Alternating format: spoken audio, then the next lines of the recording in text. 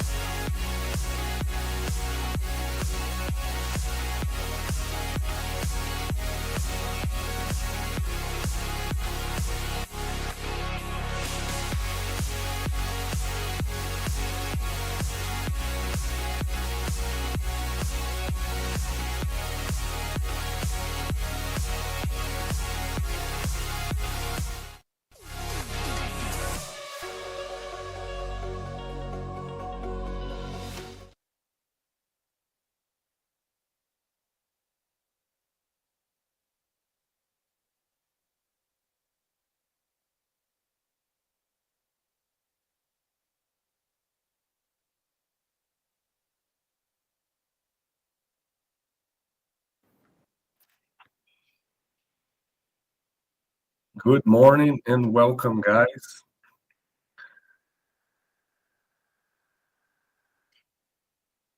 We are here live from Brazil and to different parts of the world. And we're beginning the EndoTalks.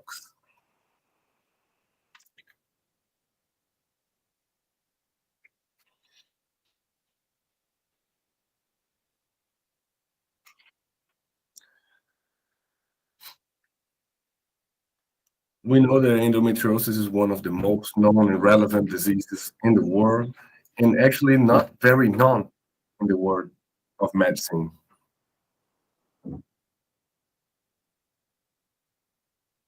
Related to emotional health, sexual health, and relationships health.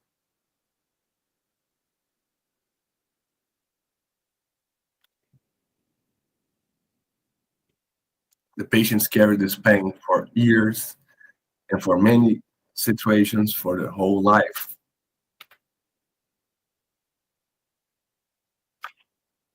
And we cannot allow that to keep it happen.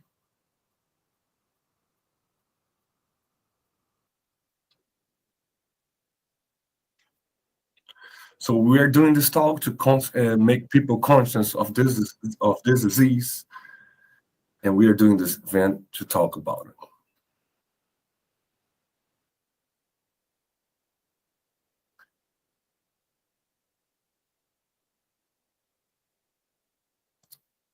So how can we change the scenario?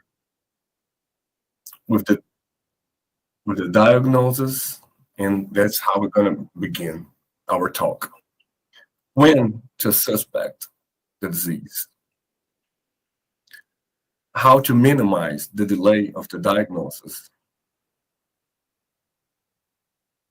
So then, welcome to EndoTalks 2023.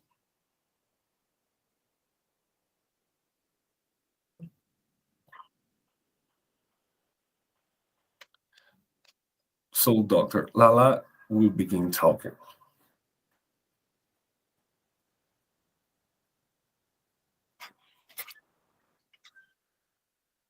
I would like to thank the opportunity to share my story.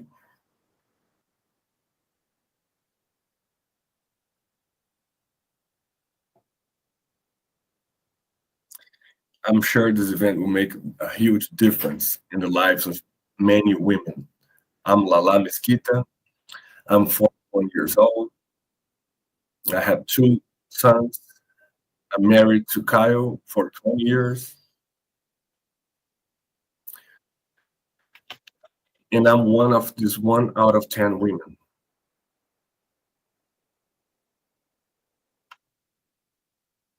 I had endometriosis, deep endometriosis, grade 4.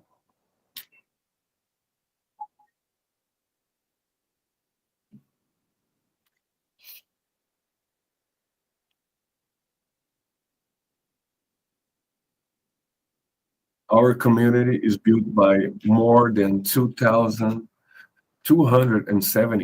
women.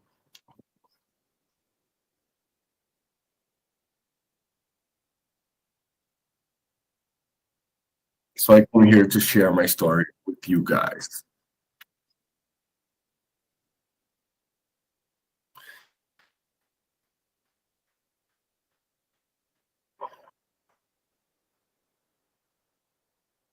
So I'm going to try to share and do my best to share the story how it was. My periods started at 14. I had a lot of pain and irregular cycles. I started using the anti-contraceptive pill to see if it helps with the pain. And actually, in the beginning, it started working, but suddenly I started with having a lot of headaches.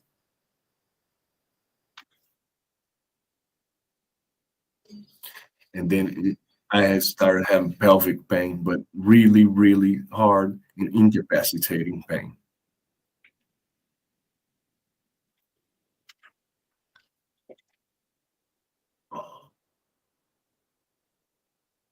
When I was 28 years old, we started trying to get to have a kid.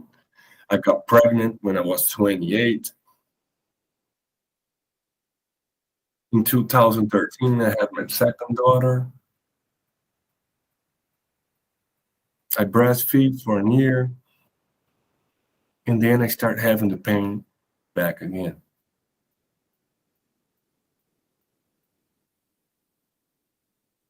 I've never felt a pain like that. A lot of fatigue.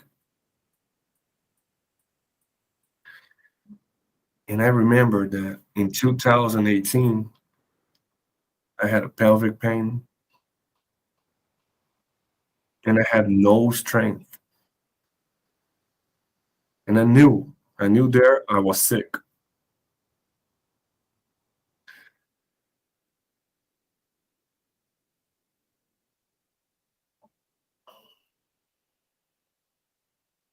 And then the next year, I did more exams and I was diagnosed with endometrioma.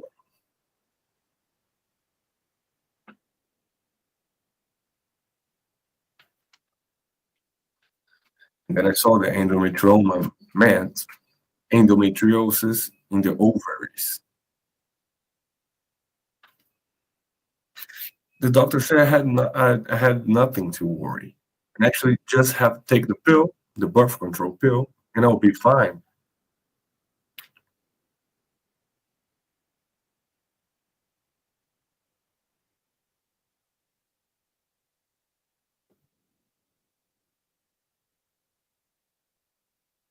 So my friend made me 3 questions. Do you have a lot of pain? Do you have very strong pain? Lala, do you have constipation? And the third question, do you feel pain during sexual relationship? Do you have a lot of pain? Do you have pain during sexual intercourse?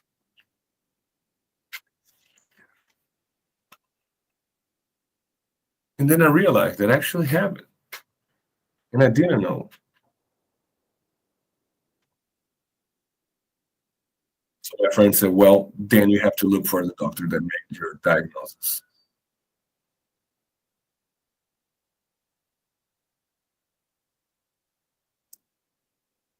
So in November of 2019, I was diagnosed with endometriosis and started looking for experts in the area. I've been through 2 surgeries. My first surgery was in 2020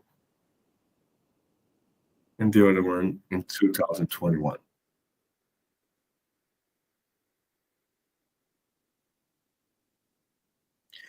And I'm really happy to be here and bring a little bit of hope for all these women.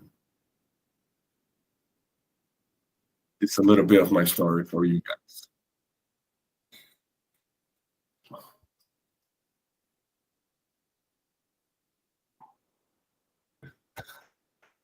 So at the moment that you received the diagnosis, did you feel any specific fear?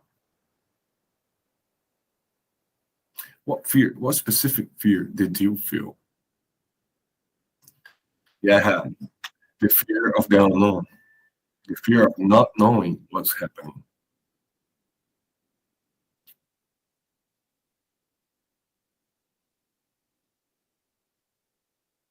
But I wasn't understanding how it causes fertility. But I had 3 children, 2 children. How is that possible?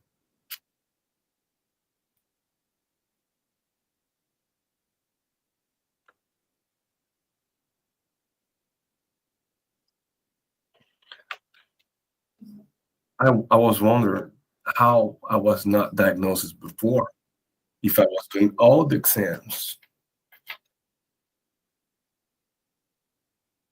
but at the same time, getting the diagnosis was free. I felt free. So I knew my pain had a reason behind it.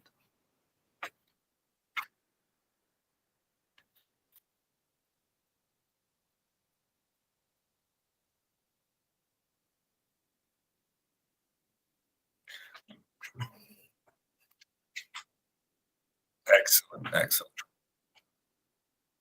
I can see a few things from what she's talking about. He actually generates a lot of fear, the diagnosis. It's a really strong emotional shock. Yeah. So let's clarify that endometriosis is not a signal of infertility, okay? It's not the same as infertility. So thank you, Lala, for your words. You've been through 2 surgeries, and we know it's not easy.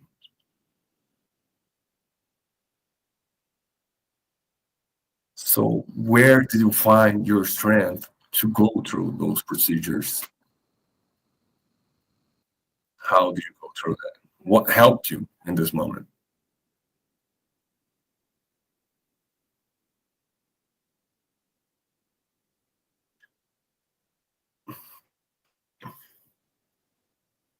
My approach was, well, if I have the diagnosis, good. Now I'm going to treat it, specifically treat it. I made the choice to share my story on Instagram. It actually gave me a lot of strength to exchange with people that was going through the same situations, and different women helped me a lot. And actually, my husband was very my very best partner he could be. It's a never-ending process. Excellent.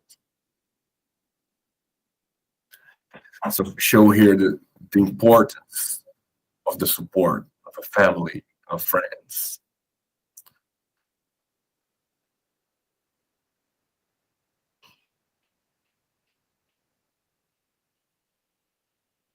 And a lot of patients actually report that they feel by themselves, they feel alone, and they do not have the support. it's normal for the family and friends to question if pain is really that bad, if it's really that bad. Sometimes people don't believe it.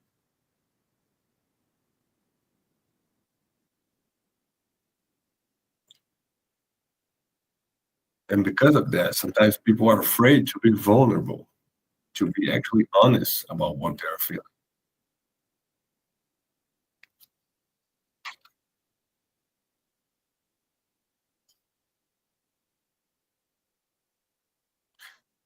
Many times, people who are diagnosed with endometriosis are actually feel so alone that they have to search for people who can help and support them. It's very hard to go through this by yourself. We know that it's not easy.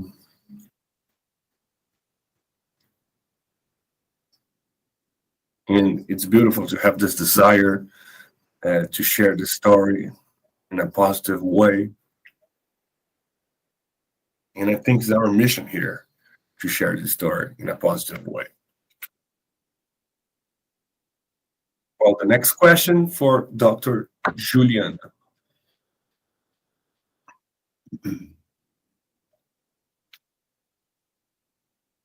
It's her birthday today. And it's a big day. And if it wasn't for her, this event wasn't happening. Is the main responsible for this event happening today, Dr. Juliana.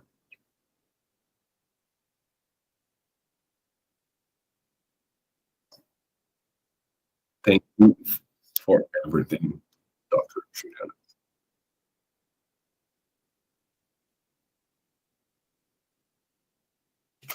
We know that it's known as the silent disease, but it's actually not silent.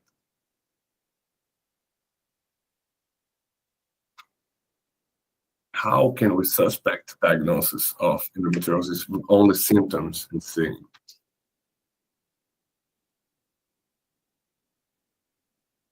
I'm going to use the Lalai story as a base for what I'm going to say now.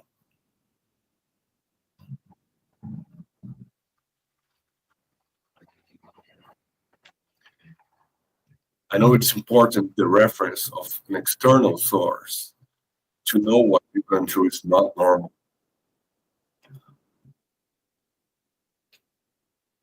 Well, the pelvic pain during menstruation is normal, but it's not the only symptom.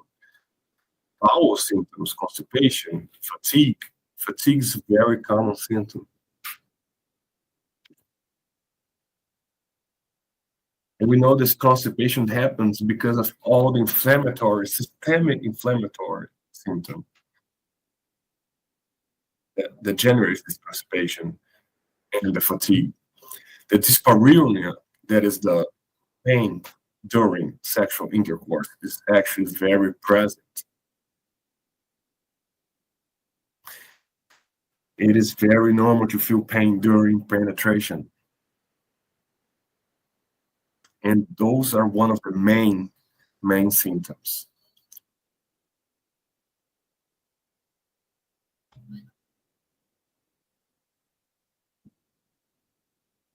And that you are a mother or someone who takes care of someone with endometriosis,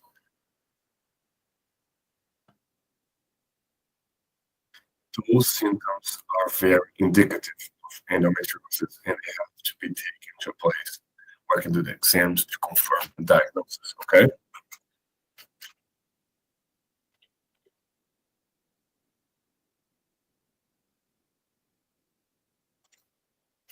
Yes. So that's where all starts from the symptoms. Okay?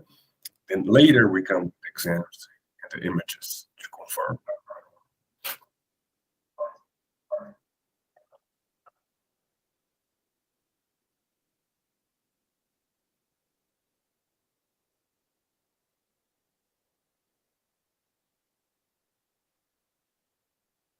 We know that exams, image exams, do not bring all the answers. We know we have to know the story. We have to know the symptoms.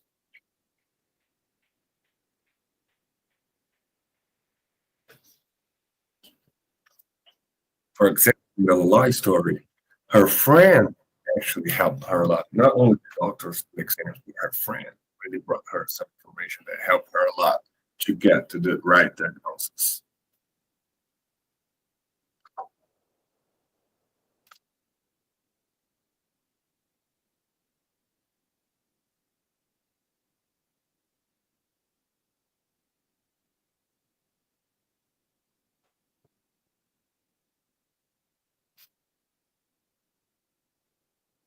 So, how is the X-ray diagnosis of endometriosis?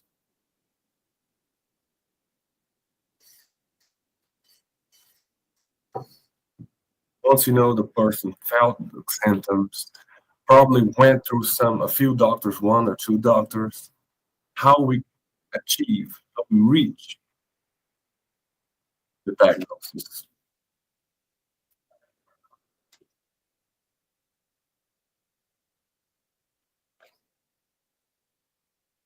How do we abbreviate this time to have the diagnosis?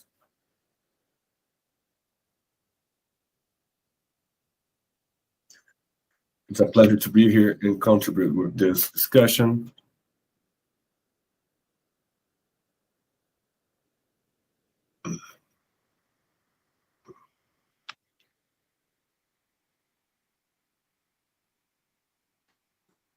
The first exam, the gold standard, it's the ultrasound, transvaginal ultrasound, okay?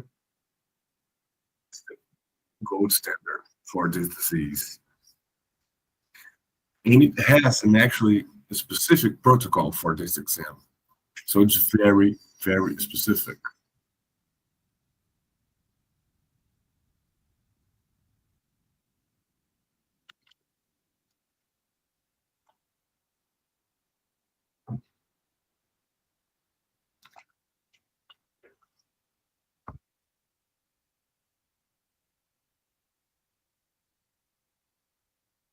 Not only to identify the endometriosis, but actually put on a scale and see how is the evolution of this disease and what grade it is in.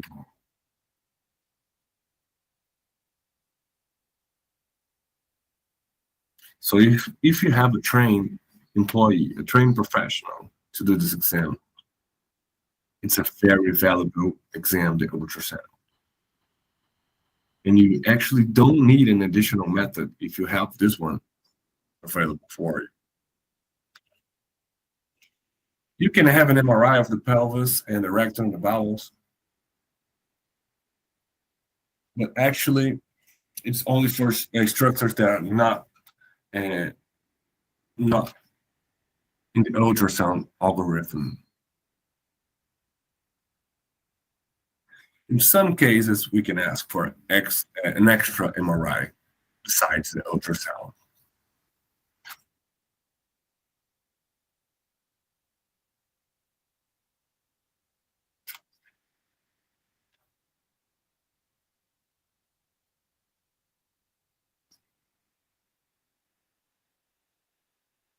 You know, you are one of the person with the people that push to have this ultrasound, transvaginal ultrasound, more common in different places.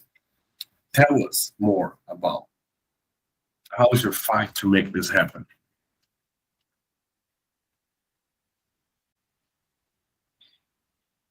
Well, for me, this is a big satisfaction to talk about this. This is a big fight for me to make this happen.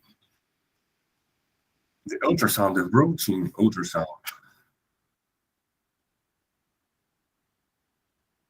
normally we only make the evaluation of the uterus in the surrounding structures. It's not really very specific. That's why I fight to make this protocol, a specific protocol for the ultrasound.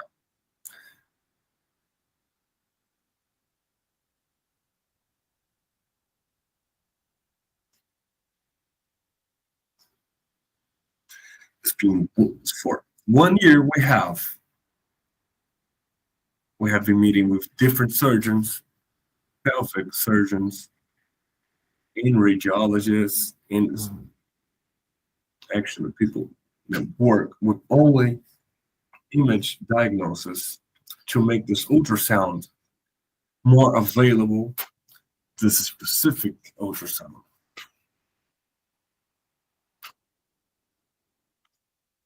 We want to modify the normal ultrasound and make it more specific, a little bit better, to get the behind part of the uterus.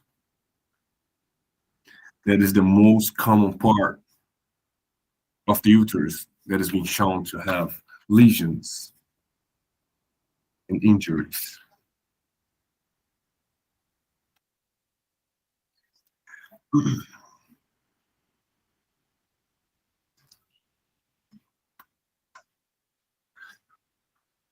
Well, it's not everyone that goes through a very specific and gold standard exam, because the reality is not like that. In our day by day, we do not have it available for everyone to make the first exam, the gold standard exam. So if we go to the normal ultrasound and we make it a little bit more specific, it will help a lot of diagnosis. So we're trying to change this world scenario about this. Thank you, doctor, for your work.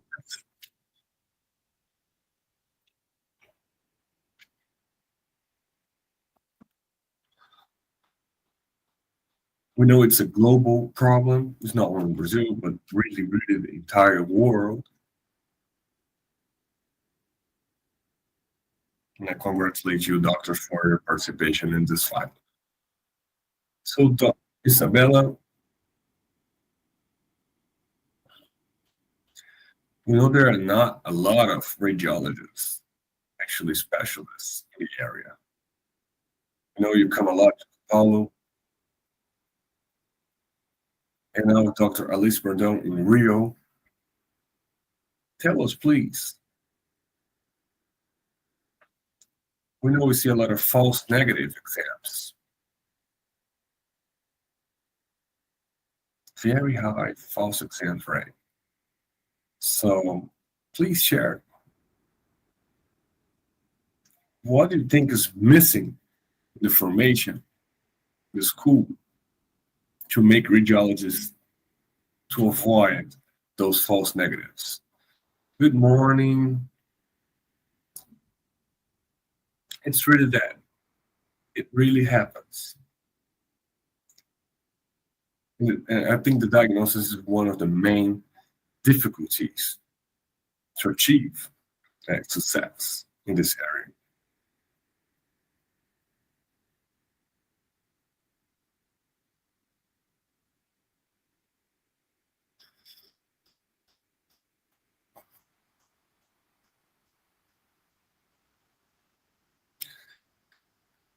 So when we do a transvaginal, routine transvaginal, the majority of people who work with that are not specifically trained. They are not specifically trained to diagnose endometriosis. So maybe that's not the best way to find it. So it changed my life meeting Dr. Lu and entering this world of endometriosis and learning all about that. So to identify the disease, for me, in my opinion, the biggest difference is really education. So I think the EndoTalks and the professional EndoTalks that we're having with professionals in the area are really the key to achieving success on those diagnoses.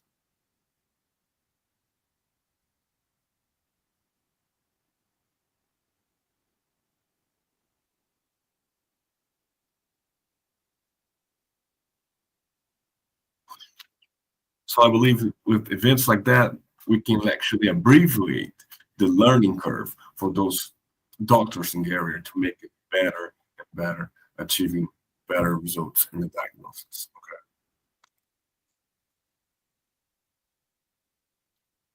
And I hope to contribute a little bit more every day with this.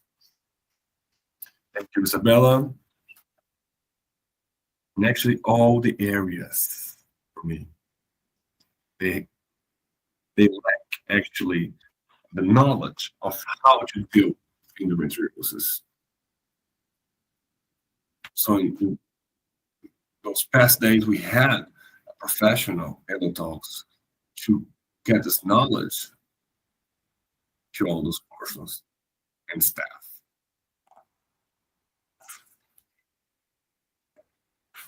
So yeah, we see that professionals actually have to active look for those kind of information, active look for knowledge about endometriosis because it's not in the mainstream, it's not actually in the education for foreign doctors.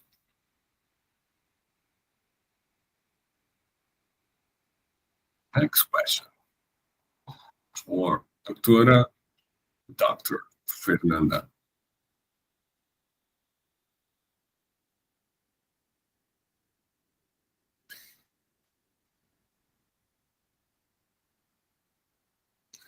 Many patients actually have symptoms besides pain, just like dysuria. The pain, the pain patients feel while urinating.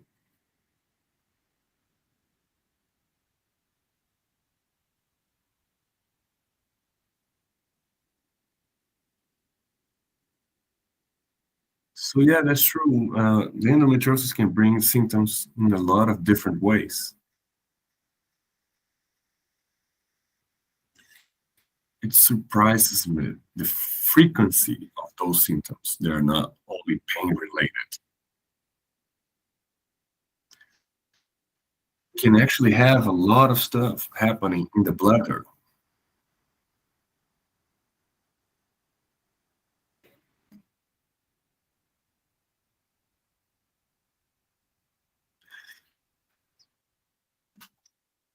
Because of all this damage and inflammation that happens in the area, it can actually damage structures in the bladder and make it have a lot of urinary symptoms like pain or having to go to the bathroom very, very often, more often than normal. And actually, the sensation of not being able to empty your bladder, not going and urinating, and actually keep feeling like you have to keep urinating.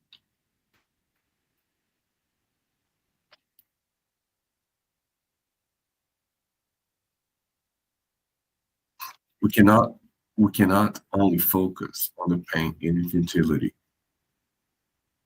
Those urinary symptoms actually affect a lot the life of our patients. We have to pay a lot of attention.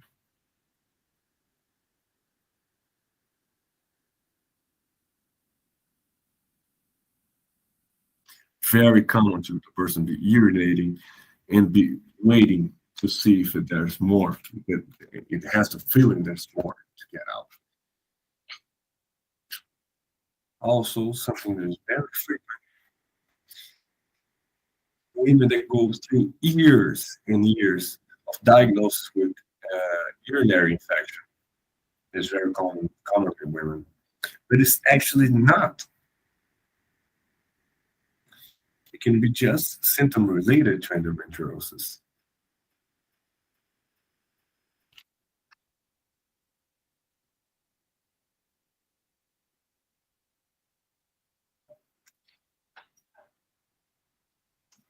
So very common in diagnosis of urinary infection without bacteria in the urine. We can be sure, we cannot be sure, but we can look and see if the reason is endometriosis.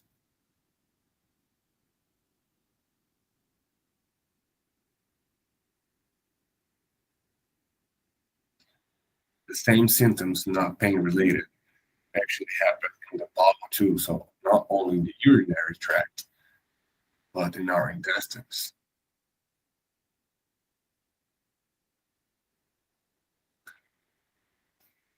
The endometriosis by itself causes a big tension in the muscles of the pelvis. So those muscles actually affect our ability to defecate and urinate. So when we need those muscles to relax, we cannot relax those muscles.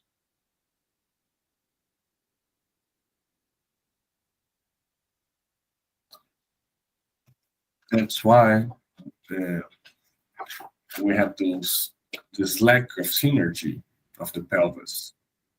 It's not easy for people to go to the bathroom to their necessities.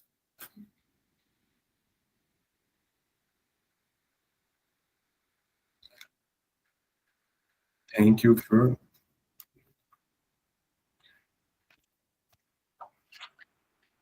We brought her here because she was looking and seeing a lot of patients with urinary infection and actually bringing them to make the specific exams and diagnosing them all. Very, very common for this to happen. So we see how relevant these urinary symptoms in the endometriosis are.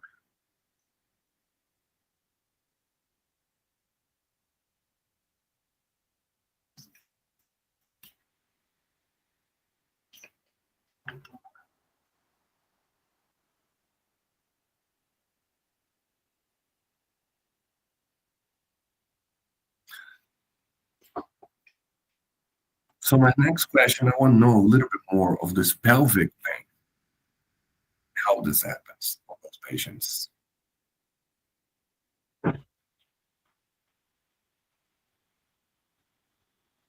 So when we feel pain, if I have pain in the right foot, I'll take my body to the left side to compensate somehow. So the woman, when it feels the pain, it changes the posture of the pelvis. Changing muscles, the glute muscles, the abdominal muscles, and the pelvic muscles.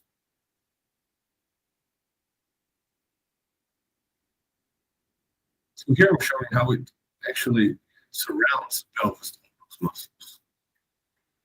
It involves intestines, urine, and the uterus, the bladder and the uterus.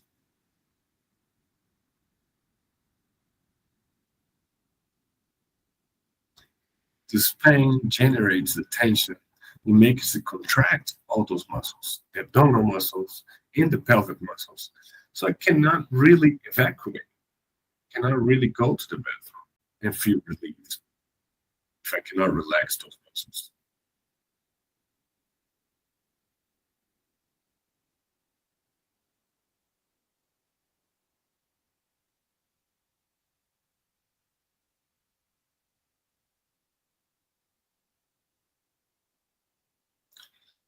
And actually, for the sexual intercourse, I really need muscle relaxation for the relationship to happen.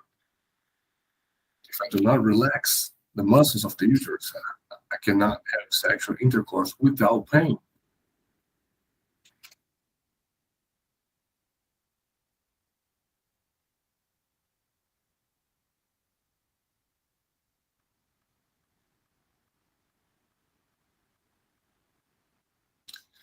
So if you pains in the exam, transvaginal exams, you need the sexual intercourse, it actually indicates a lot of tension on those muscles.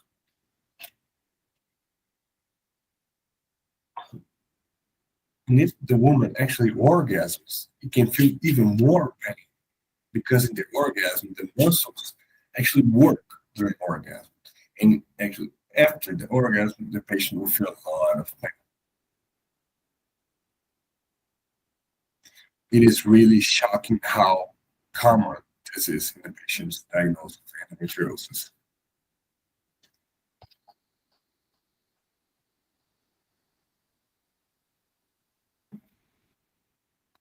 It's not any image exam that will bring me this information, actually the interview with the patient, knowing the story of this patient.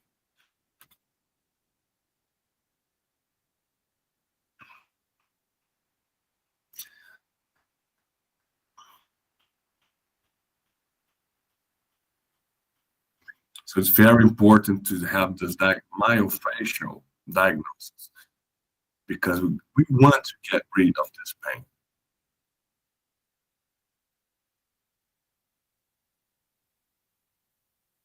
So we have Philippe. What do you see in those patients that have chronic pain?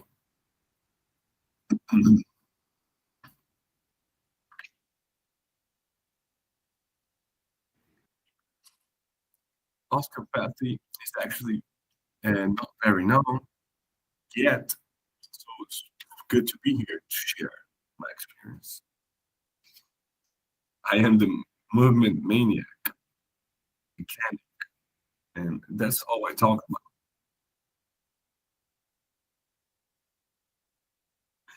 And every time it happens, a trauma happens, I have retraction of the tissue surrounding.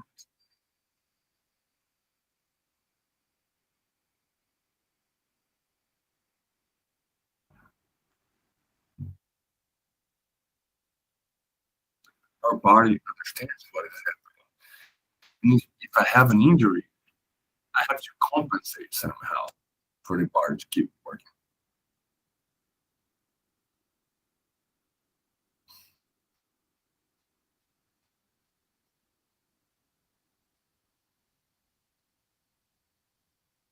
Our body adjusts to keep functioning well through pain. So my job as an osteopath is to look for those points, those contraction points, sensation points.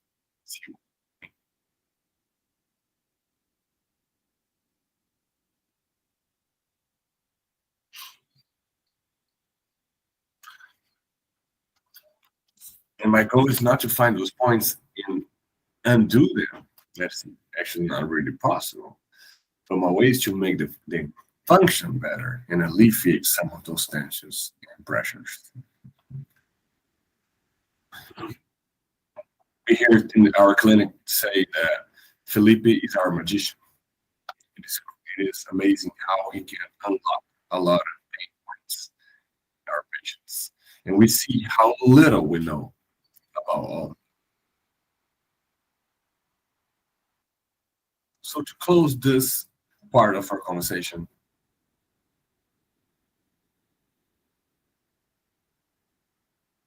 it's not only mechanic alterations, but the hormonal effect of this disease is very predominant. What are the main differences and alterations that happen in the intestines?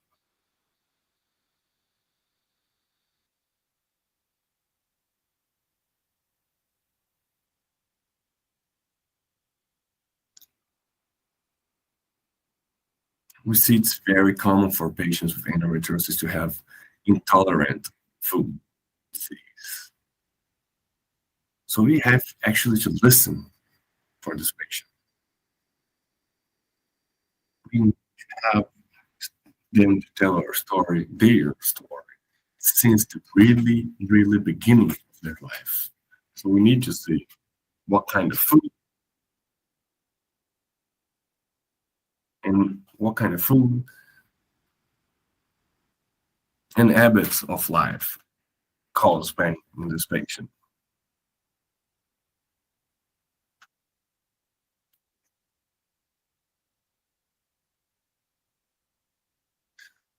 So I'm really trying to work with the doctors in different specialties to achieve this diagnosis and make a better life for those patients.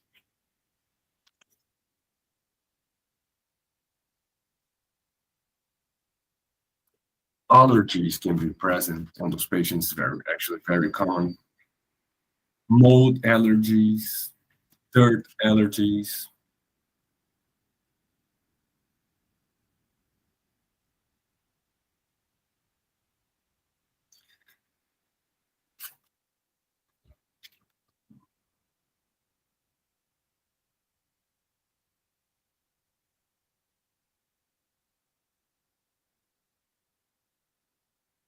So we gotta pay attention. Sometimes are not isolated cases they have not allergy. We know how associated those allergies and food intolerances can be. to our diagnosis of endometriosis.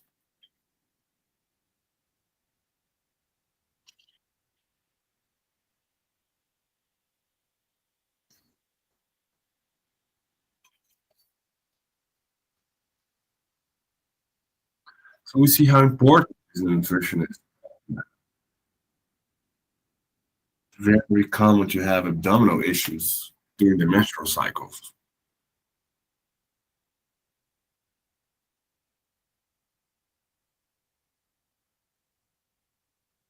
So we see how important we can impact the life of our patients with the nutritional help. Okay, so we want to make a better life, and we want to contribute. It's not only one thing.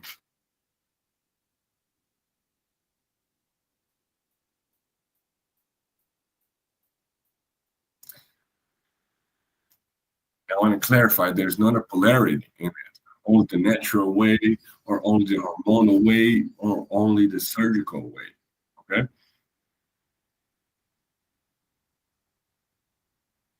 So I want to make a complementary of all of those three.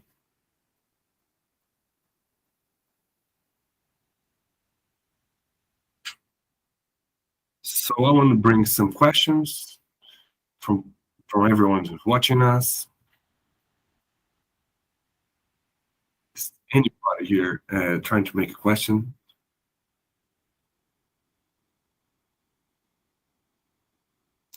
Can you put on the screen a question from the audience?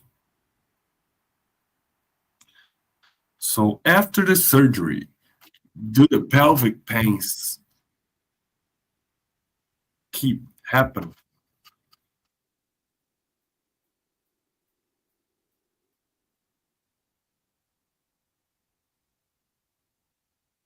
I think I'm the best person to answer that. And actually, it depends. It depends how the other factors that impact your pain are treated, okay? Well, in a general manner, the surgery is actually a very big change in the life of this patient and actually helps a lot the life of this patient.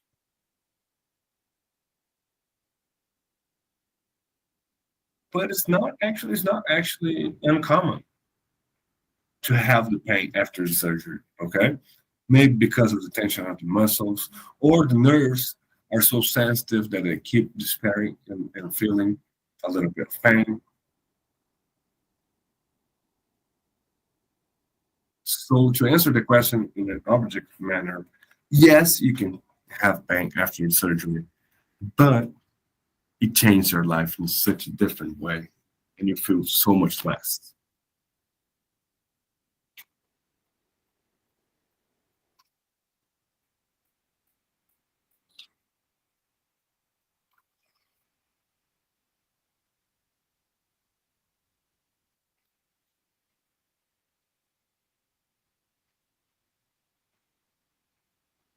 So there's something I always talk about. The surgery is not the answer for everything. So we know how important it is, but we know how important is all the other factors, the sleep factor, the nutritional factor, the movement factor.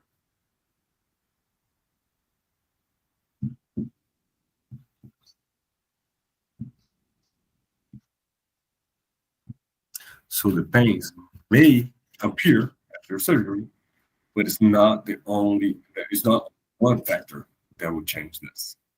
Okay?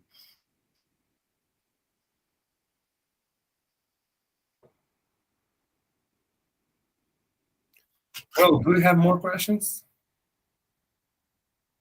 I've done a lot of transvaginal and MRI exams.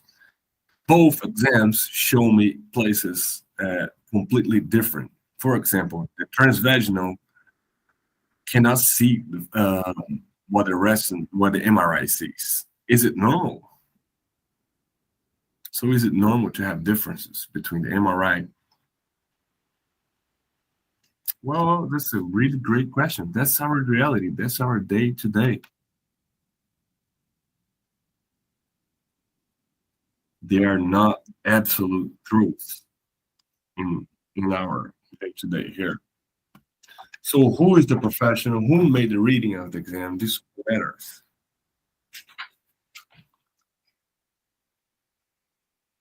So is it possible to see those differences? Yes. Is it possible to see an MRI full of symptoms and another exam not showing them? It is.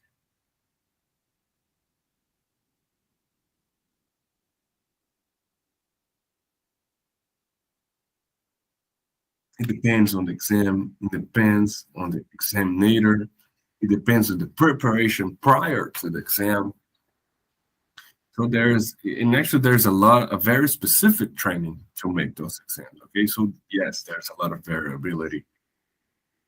So one last question.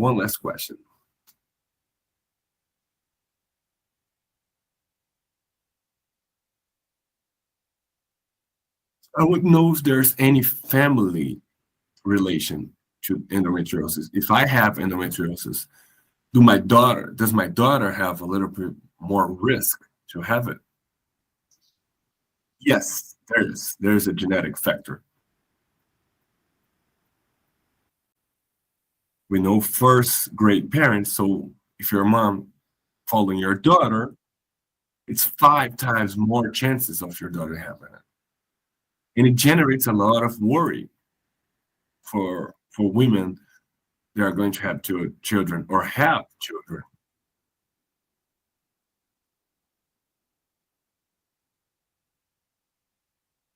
I worried about my own daughter, right? But there are things we can do. So what can we do? The genetic factor we do not choose. We have to choose something else. We can modulate the ambient and where this person, this kid, is gonna be raised.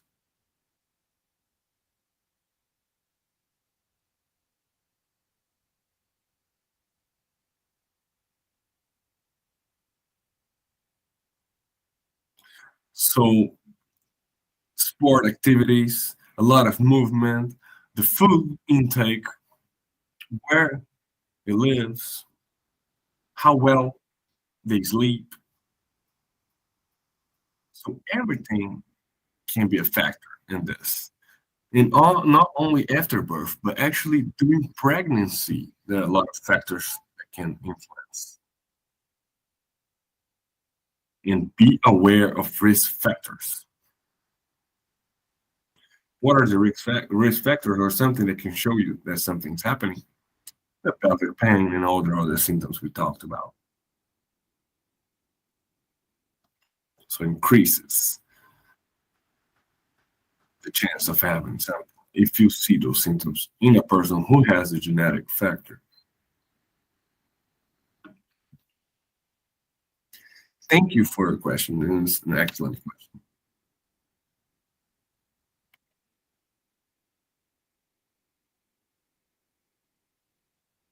So we are done with our final, with this first chapter here. And we're going to be back in a few minutes. Thank you.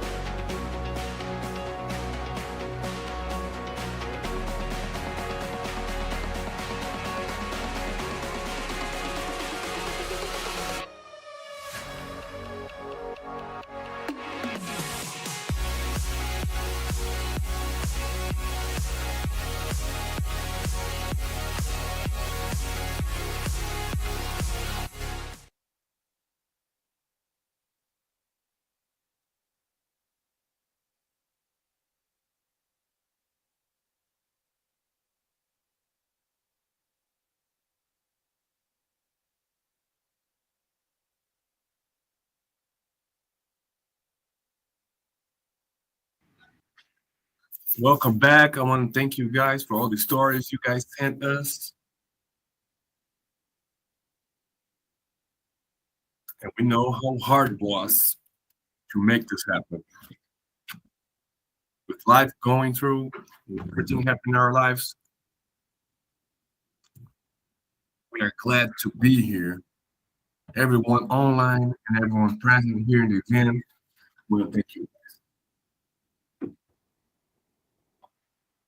Thank you for all these beautiful women that are here with us.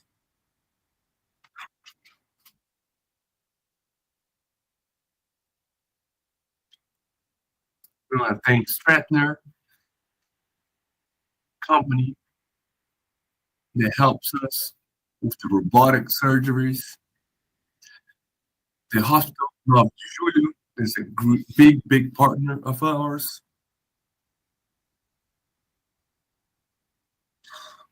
And EndoTalks is our team of radiologists. And who else? And future marketing, responsible for the marketing of the event, and our clinic, Alira.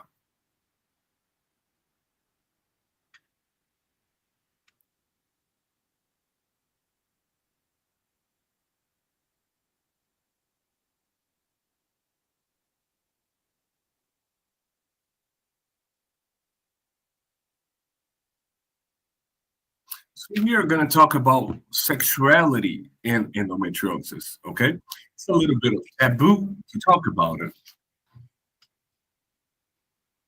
To talk about sexuality only, it's already taboo, but imagine talking about sexuality and endometriosis. So I'm very proud to be here and talk to you guys about this.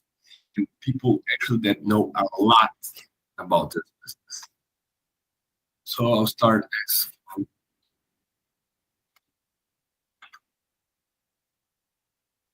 asking my friend that I've been known through Instagram.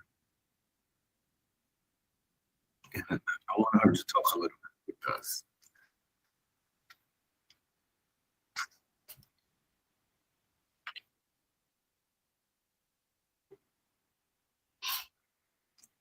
Thank you. Thanks for inviting me. It's really important to me to be here. I am a sexual educator and I have a specialty in family sexuality. Okay. I want to talk about this part that's so important in our lives.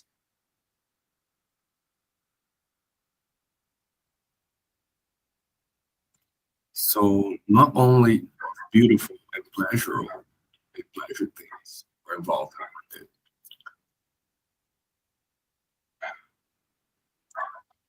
So it's a complicated matter to talk about. So I had endometriosis since my first menstruation. When I was 14 years old, I had a lot of pain. 14, 15 years old, I was being auto a lot of pain, and my parents didn't know what to do. So that was my routine. That was a lot, going a lot to the hospital.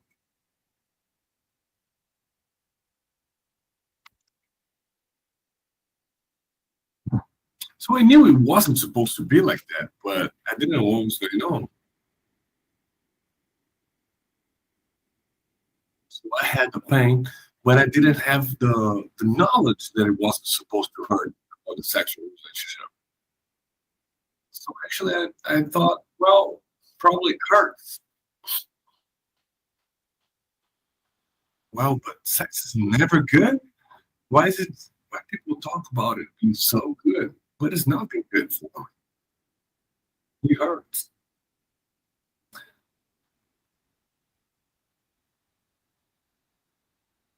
So once I started working with sexuality, more than 15 years for starting to understand.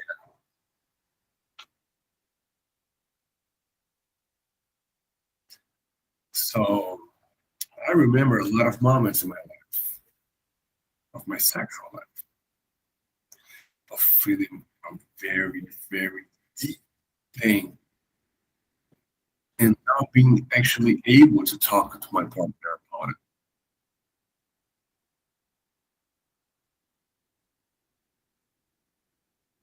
I didn't have the courage to talk about it to my partner.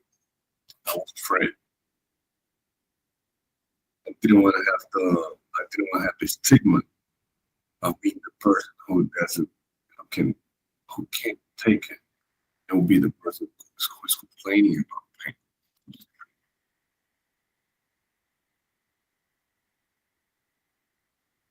There are a lot of complications that come with it. So it is important to be open about it. It's not a normal matter.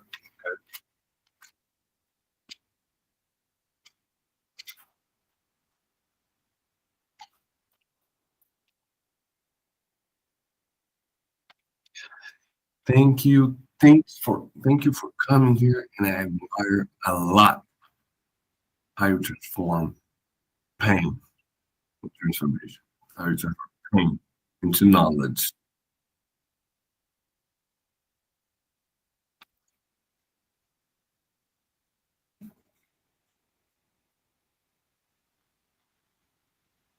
I wanted to talk about with our psychiatrist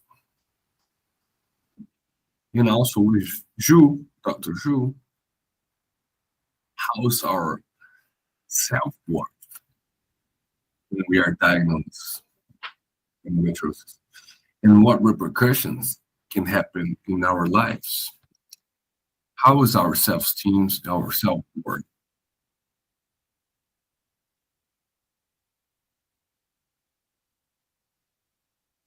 Well, this part of feeling lonely is very important for me. Now, right now, we are not lonely here, but once we get the diagnosis, the lack of information is huge. Am I going crazy? Am I exaggerating what I'm feeling?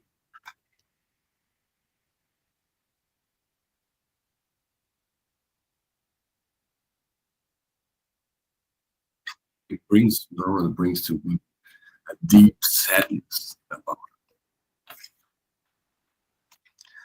we try to be all the time beautiful, strong, and active. We try to fulfill those perspectives. And this makes a very big mess in our heads. And for me, only a lot of information, education, and a really good support of family and friends can help us with that and deal with this a little bit better. I think how the woman starts feeling less woman, less feminine in those times. The main thing is having pain. And if you have pain, you do not have desire.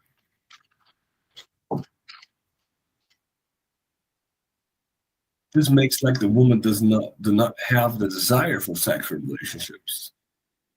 Start having a little bit of bad feeling about social interactions. She feels guilty about it, but has no choice.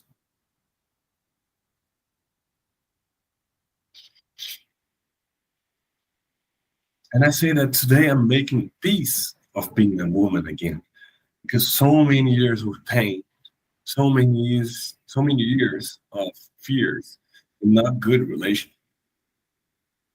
Then I started becoming angry about it. I did not like this thing.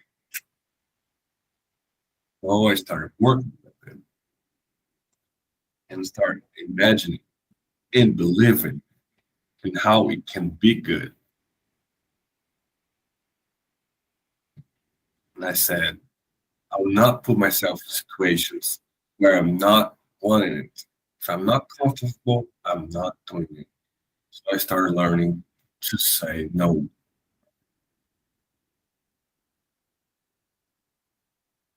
Well, some things like, look, I cannot this position or this position or not this. because of pain. So you have to be strong. You have to know yourself to make those decisions. So my advice is be patient with yourself. Be patient.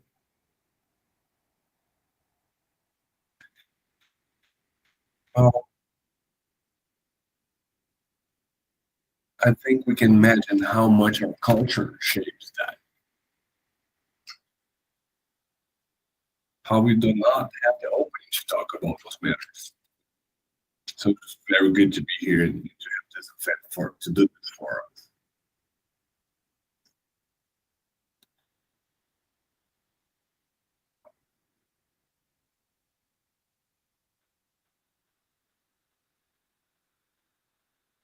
So if she does not have a partner, or she does not have she does not have someone who she can talk about sex. Let's say she wants to have kids, or but she's diagnosed and she thinks about fertility right away. And then she starts looking for different methods. So wow, there's a lot of things to think about. Well, there's a perfect hook for my next question. So we live in a phallic culture. We have penetration focused sex. How can we look for different erogenous zones? How can we make a different meaning to sex after the diagnosis of endometriosis?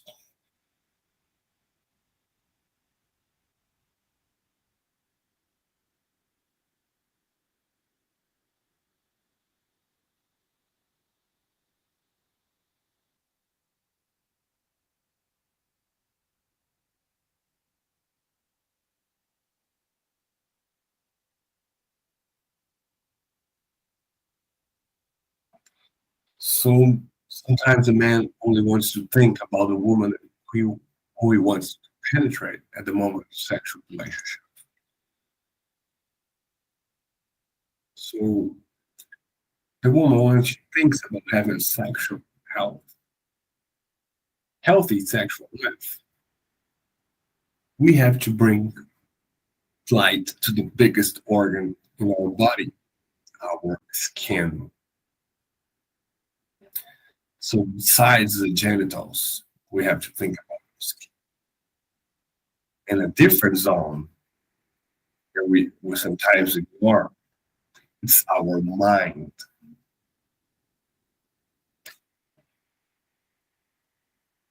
So if we have mind and skin, we can have everything in a sexual relationship.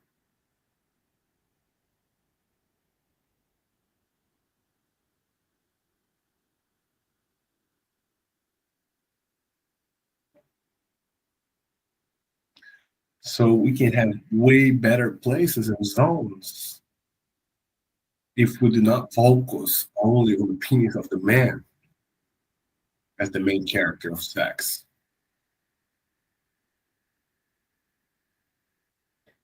So especially here, we need to talk with the man so he can so they can become more communicated, and the woman can be a protagonist in this relationship.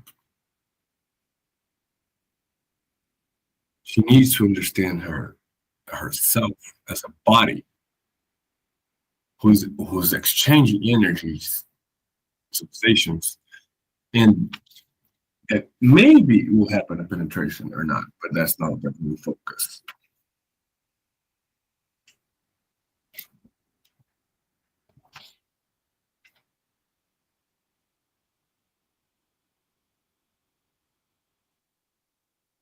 So a case that I want to talk about is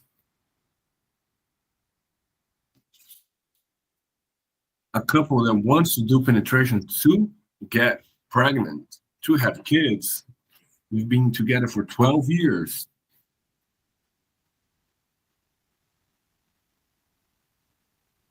And he wanted to have a kid and start having penetration again. But the woman had 37 years old and she didn't have the ovaries.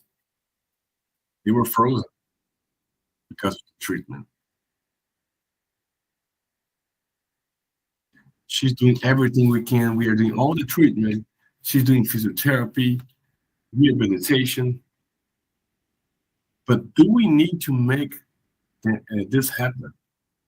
Do we have to help them to have kids with penetration? Do we have another option? That's what I'm talking about. Well, if you're a woman and you're watching us, tell your husband to watch this with us. Make yourself a favor. Just want to say one thing.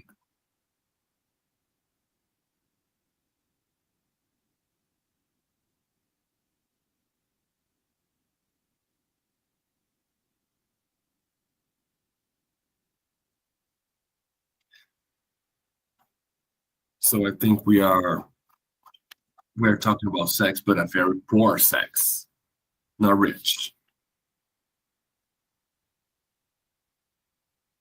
So for me, the preliminaries, what happens before the sex, is so important, as important as the penetration, as we know.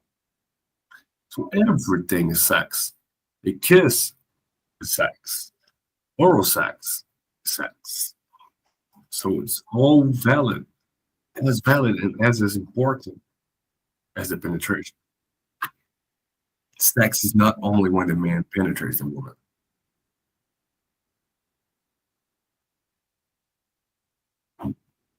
So for me, this is poor. The script, our current script of sex here, is poor.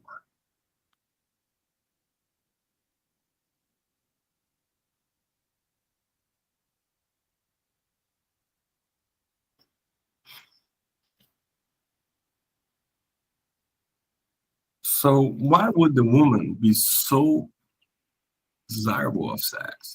How is she gonna keep the high libido if the sex is not what she wants? If the sex is really not as good as it was, as it could be?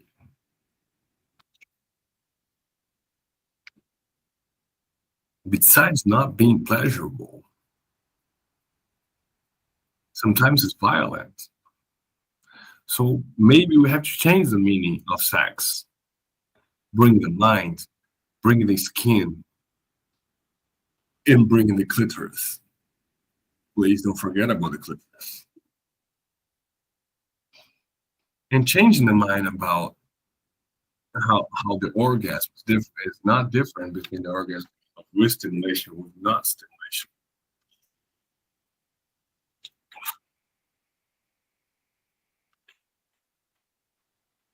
So we need to talk about pleasure. We need to talk about what we like to do.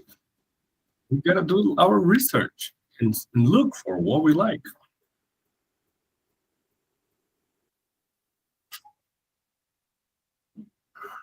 Talking about everything we like and what we do not like. What if I use this toy or this other toy? What if we don't use nothing?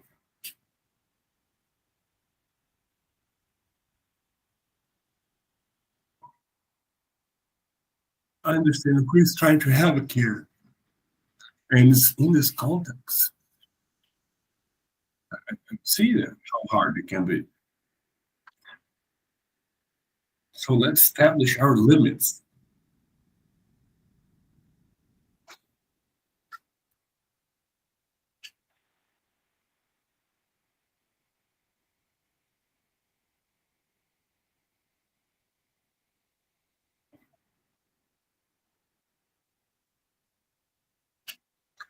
If we not investigate what we like and what we don't like and know our limits, we cannot assume that the other person is going to just guess and guess it right what we like and what we don't like.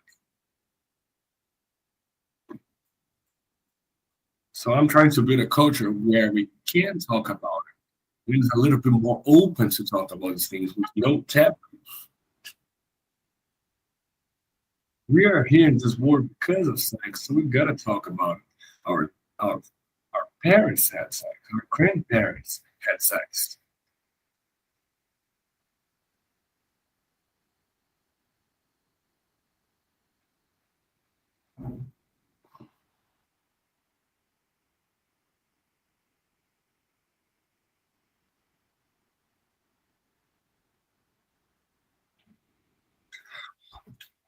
I think we are living in a unique moment. We know there is a very recent discovery in the clitoris. Very recent. It's a brief time to know more about it. So we are living in a very different time now. There was a lot of desire to happen in the sexual field, but now we have a specialty about this, and we have this open way to start building, increasing our knowledge about it, how we can manage our pleasure, knowing what is good and what is not, knowing what is safe and what is not safe.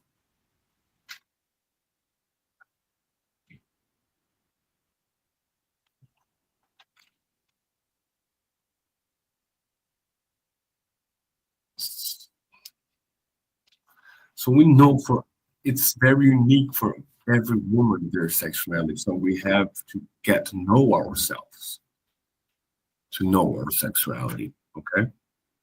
I have a question.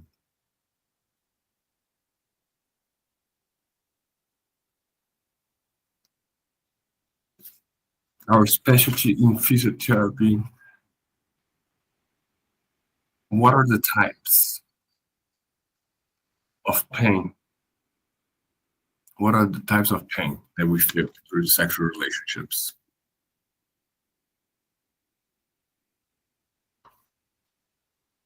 Thank you for inviting me to this unique event that's happening here in Brazil. I work 99% of my time right now in my career in endometriosis, okay?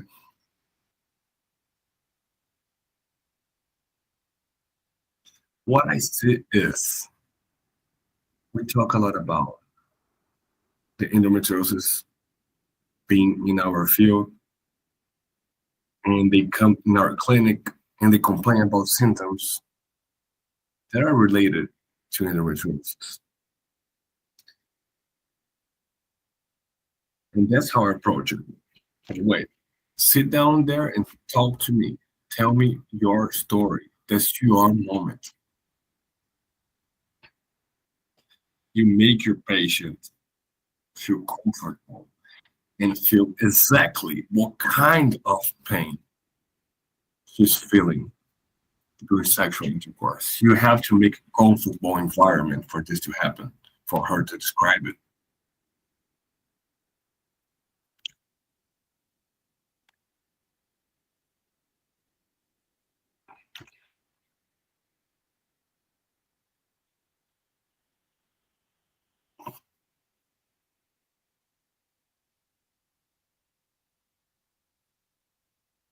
Isn't the penetration they have pain, or in the beginning of the penetration, or in the end when it's deep? Is in the deep that you feel pain, only in the deep, or both? So that's what we call dyspareunia, deep dyspareunia. This pain during sexual relationship when it's in the deep part of the penetration.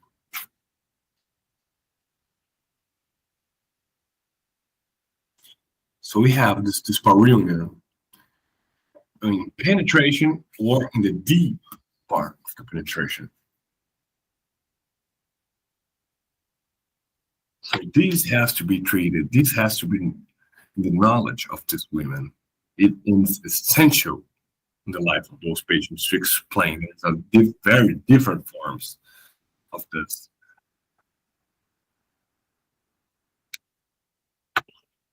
And we need to understand that it's a long-term treatment.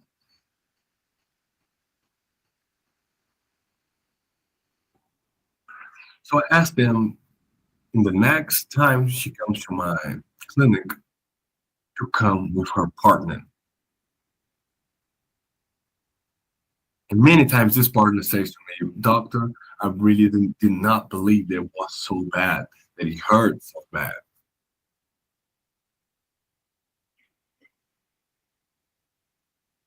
Very common for them to actually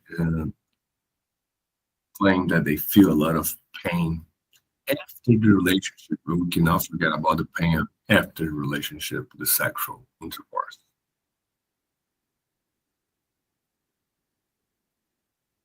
So when we talk about the pain that we feel during sexual intercourse, we associate, unconsciously associate pain with sexual intercourse. I do not associate it with sexual intercourse with pleasure. That's what I should do, but the situation doesn't allow me.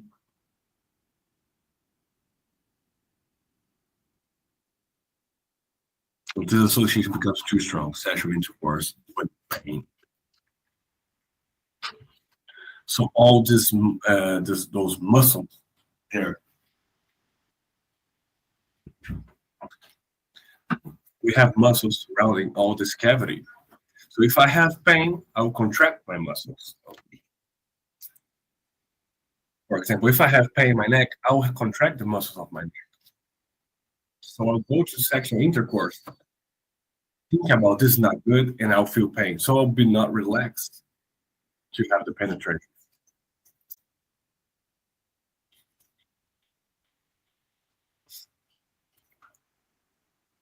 So even before sexual intercourse, the pelvic floor, pelvic muscles will be contracted.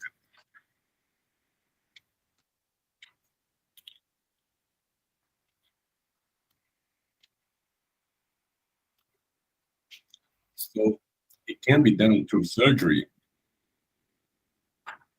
Can be done through surgery to not have this pain. But all this stimulus of having pain make it more tense, more rigid. I like to make it clear that once we take the disease out and this patient still have pain, we might have this psychological and this muscle spasm that makes it rigid. It makes it even worse. Even after surgery, we can feel pain because of this contracted rigid muscles.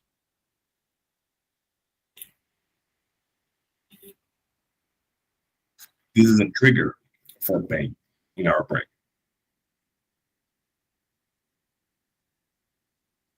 That's when we come to physical therapy rehab to reshape those muscles and make them relax so she can have sexual relations with pleasure. I want to compliment real quick one thing.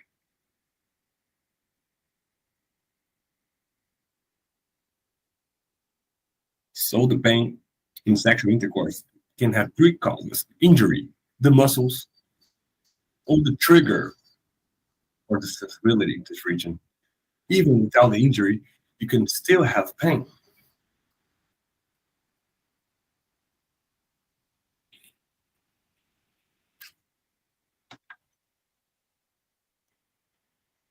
It's hard to get this conclusion. So we have to evaluate every component of this pain. So the clinical treatment hardly can ease the pain. Maybe the pain is not only because of the injury, okay? We can have all the best diet, we can have the best exercises, but we cannot have the lesion, the injury there. So we have to look at all these three components. Cannot forget.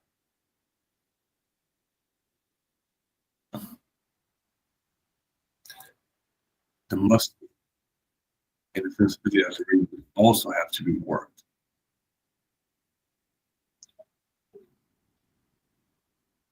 I want to complement something. In the emotional part of this pain, I start avoiding everything that makes me feel pain. And it causes anxiety too. Anxiety also causes tension to this muscle. So a study that compares couples that have satisfaction in their sexual life partners with endometriosis and partners without endometriosis. So you start implementing sex toys and thinking about how we can make this favorable to feel pleasure in this relationship.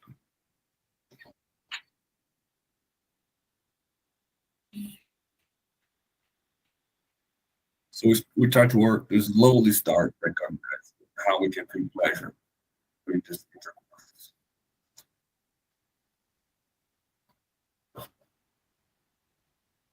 I want to try to complement some things right here. We see how the woman gets blocked, a mental block of their genital parts. A lot of patients come to me. They've never touched themselves. They're not touching themselves anymore because they're blocked. So when a patient comes with their partner, we know it's going to be way better, and probably the results are going to be better too.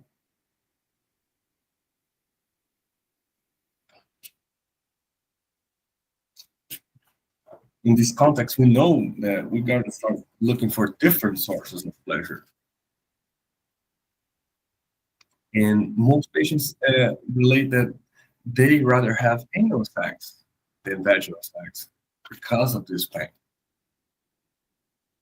One of the questions, is it okay to have anal sex in the endometriosis? Can you explain to us how is it? So I'm going to explain here real quick one thing. I want to use this one to explain. So yes, anal sex, it's allowed for sure, but for a little bit of care. Let's talk about it. So our bowels are here, the vaginal canal is here, and our bladder. The injury is right here in the uterus, in the part next to our bowel, to our intestines. So it's important to know where it is. Normally, it's right here, in this initial part.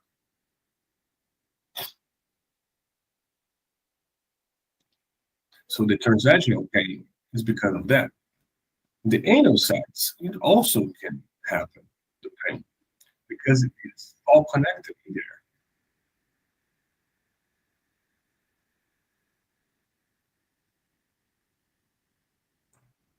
Sometimes it happens in intestinal pain, not only with anal sex, but only with normal life, because it's all connected in there, right?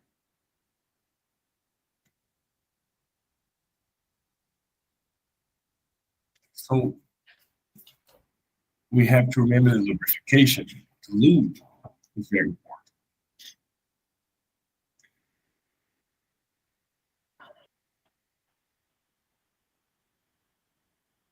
Our reflex is to tense up once we touch it there. So we have to go easy and make the sensibility used to touch in there so we can relax the relationship. So we can relax the muscles there to have the relationship, to have the sexual intercourse. The biggest part of the injuries are the further part of the uterus.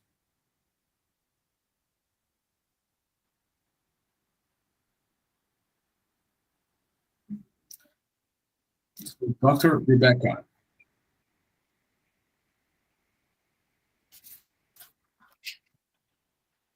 we know orgasm is not the only goal of the sexual intercourse.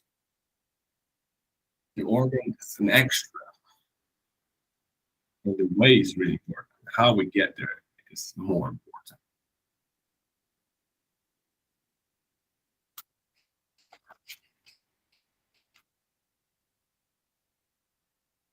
So my question is it better to have orgasms? Is it bad?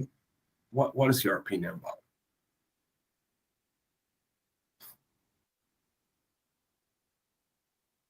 I'm really favorable for the orgasm in patients because this very good sensation makes the patient wants to go back in there, wants to go back to having intercourse and help the libido.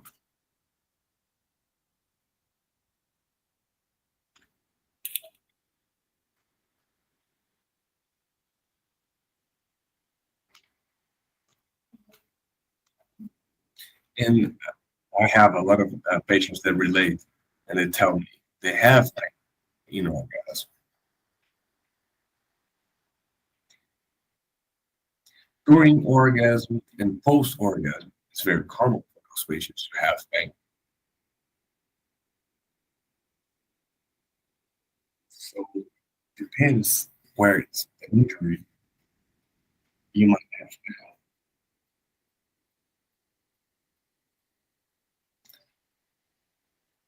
So,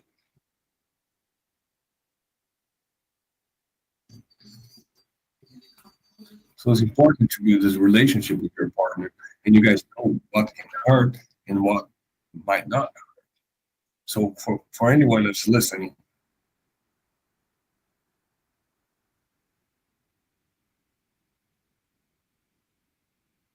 I think it's very important to reinforce how much we do not have to label what's going on. We do not have to label.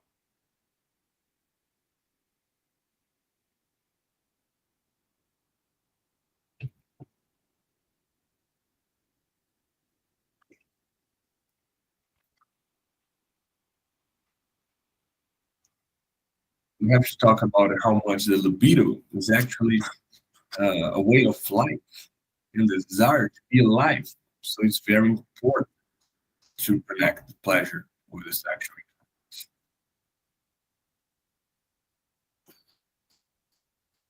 So how we can make those women,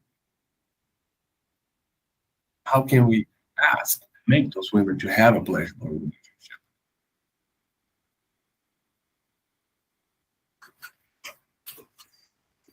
I just want to add one thing. I have this pain post orgasm. Sometimes it happens.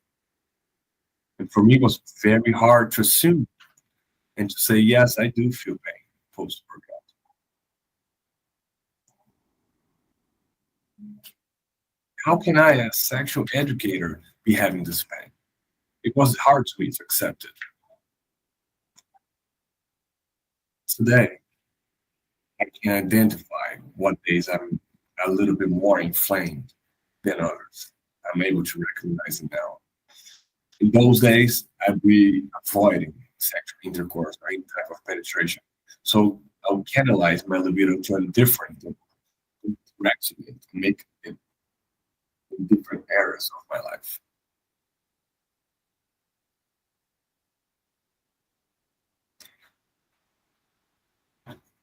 So knowing yourself, I would say, is one of the most important things.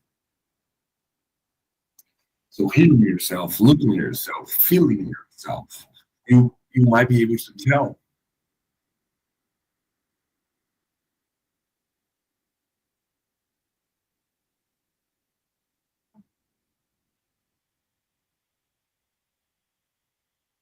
So one of these days, I had a lot of libido, and but I felt that I could have some pain. And I went to it, and I had the relationship, and I was right. I felt a lot of pain, deep pain. We talked about the deep part of penetration. Our body knows. Our body knows, and it was letting me know I was not ready for it. And I did it anyway, and I felt pain. So very important to know yourself.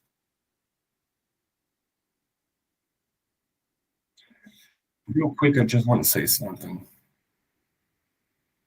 So if I have these muscles tensed up during orgasm, it will cause pain. It's very common.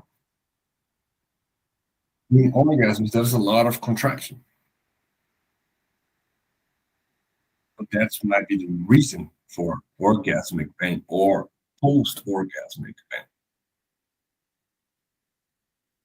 So I just wanted to reinforce why.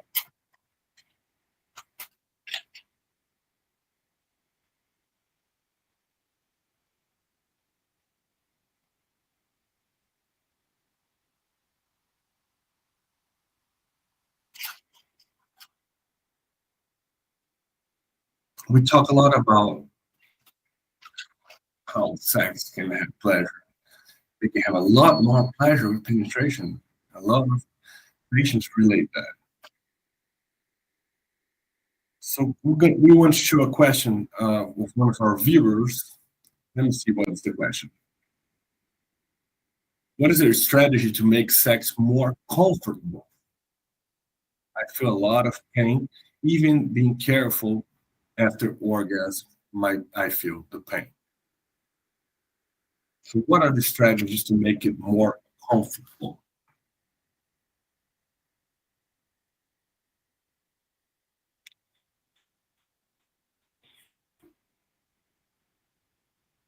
First, understanding what are the zones that I feel better?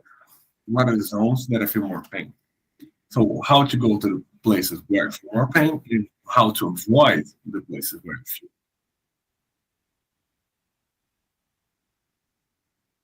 So explore our skin, explore our body is something that I recommend. By yourself, practice by yourself. Touch, your, touch yourself, love yourself, and find out where the points, zones, where more pleasure for you. You know, it's more common for those women to feel more pain in those deep parts of the penetration. So, in all fours, the dog style position is is the most painful part in most of our patients. Because in this position, all four positions is where we change the shape and the angles of our pelvic floor. And that's maybe it's favorable to feel pain.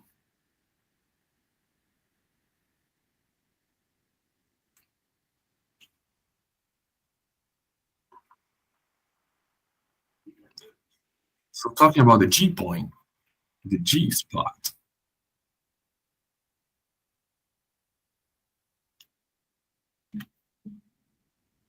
Let me show you real quick. I'm talking about the G spot. I want to show something real quick.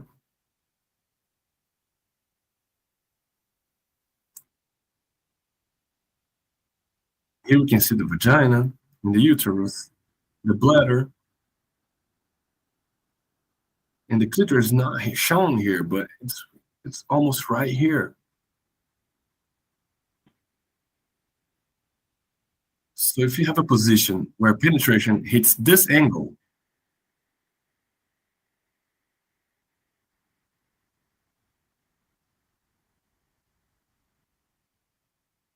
so if touched there, in the upper part of the vaginal canal, you might have more pleasure.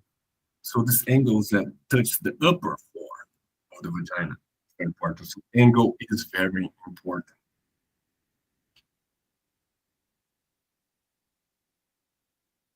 I think it's important to wait for the time for the clitoral erection to happen. So to get the blood flowing to our clitoris before trying to fit. So give it a lot of attention, okay? It's almost some studies shows that almost 40 minutes for the clitoris to actually be fully stimulated.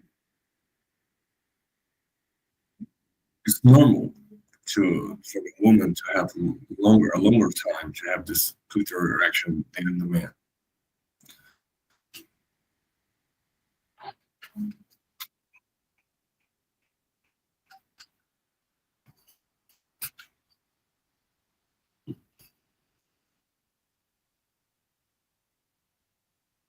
So I like to talk about our desires,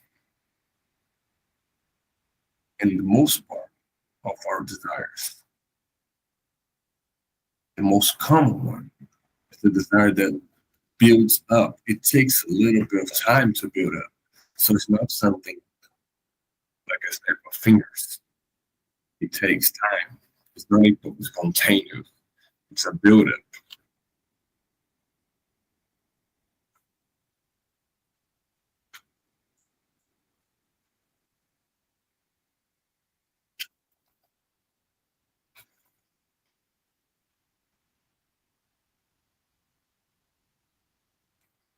So taking the guilt away is going to be a very important step to feel pleasure. So we have a question here from our audience. Do we have a question?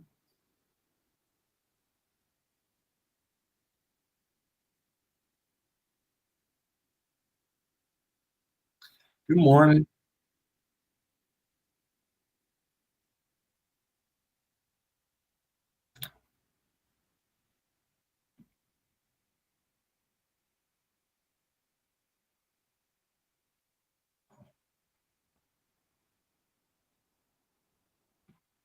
Related to practice and exercises, is there something specific I can do to have less pain?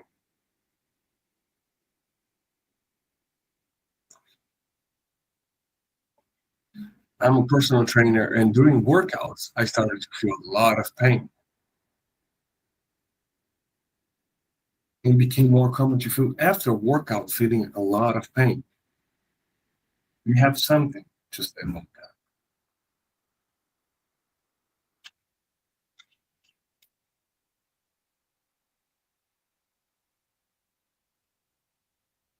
So I'm focusing on not exercising and tensing up the zone. We focus on relaxing the zone. The patients already come with this tense pattern, contraction pattern on those muscles. And the exercise adds even more tension to this area. So we need to relax those muscles.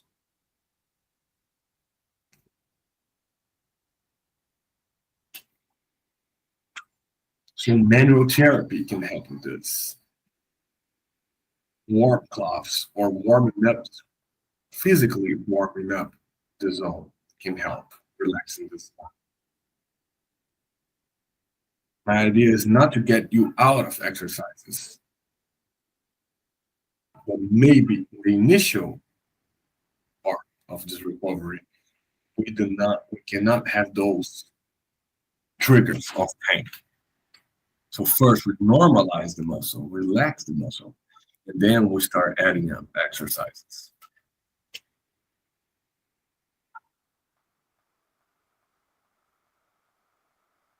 So first we have to give a little bit of time for the stress to get through muscles.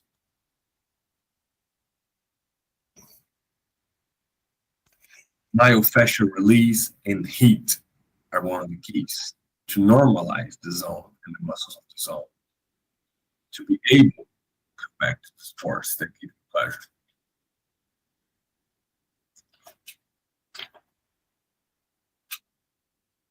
The contraction of the pelvic floor is excellent to improve the orgasmic potential, but it's not to tense up. Those specific exercises are able to relax those muscles.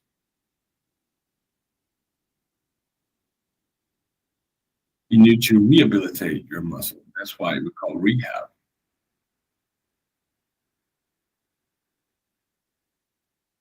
So through this treatment, you allow you to know yourself more. It's really amazing the results we can have. Just want to thank everyone that joined us online and watching us. I wish I could answer all the online questions for our viewers, but I hope this helps you guys a lot. Thank you for all those women that are here. I know we could talk about this all day, and there's a lot to talk about. Thank you for you guys coming here. And we'll be back in a few moments with you guys. Thank you.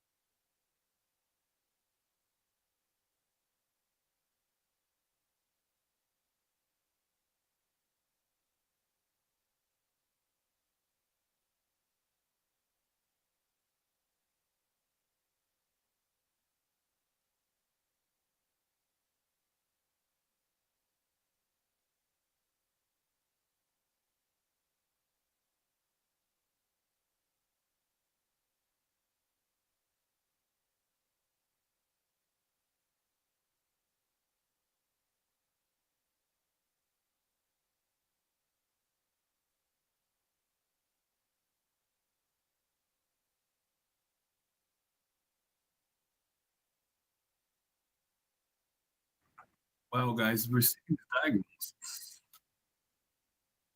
After receiving the diagnosis of endometriosis, as we said, the first part of this, it's not the same endometriosis and infertility.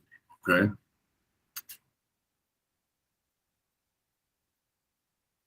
the Pandora's box had a box that never opened. Once you open, you freed many bad things.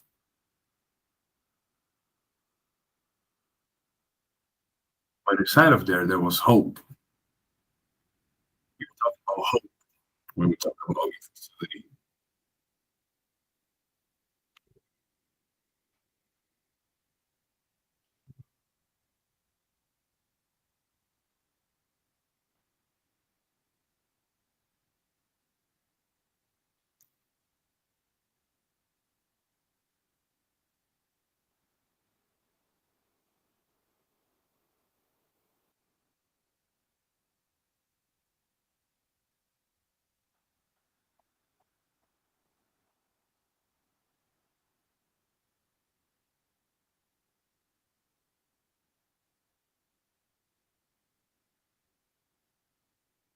So we're going to talk about freedom, hope, and with this, share this talk here. Welcome all of you. What a responsibility to talk about this. Thanks for the opportunity of being here.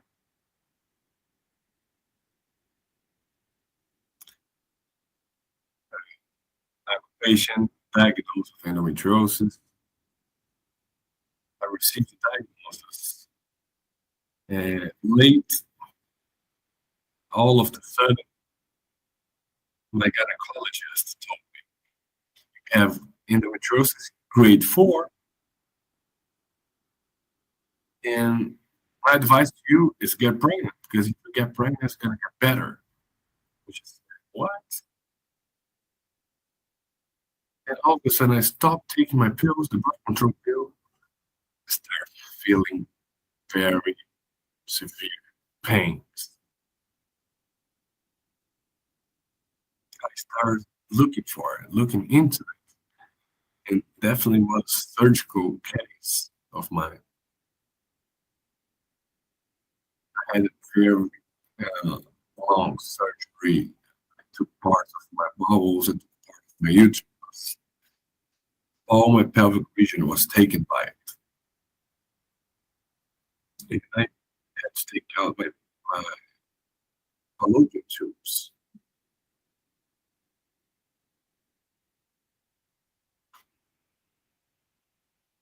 After the surgery, I asked my mom, "What's happened?" And I saw was something wrong with my mom.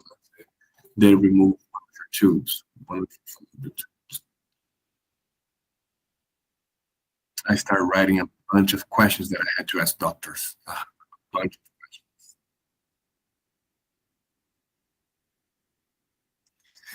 After the surgery, actually, my pains hurt a lot. They stopped. And after surgery, I saw they didn't have much ovaries. The best choice for it was the in vitro fertilization. I wasn't looking much on the internet about this matter. I'm letting you know that I went to the doctor to know about it. I didn't want to read before I went to the doctors. And through this process, I got 5 offers. The first transfer I did didn't work. Well, it's okay. It wasn't meant to be. Let's go to the next one. After 3 months, I tried again, and it worked. Thank you, Dr. Leading, for it. By her hands. And actually, my pregnancy was really good. I didn't have many problems. No. If I can leave a message, sure, from what I should thinking positive and have a very good team around you. It was essential for me.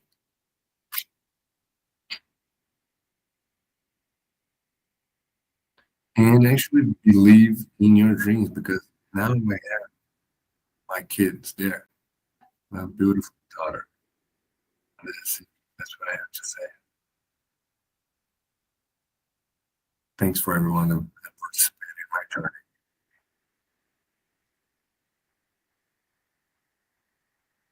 Well, we found Priscilla in a very common place where we find patients with endometriosis.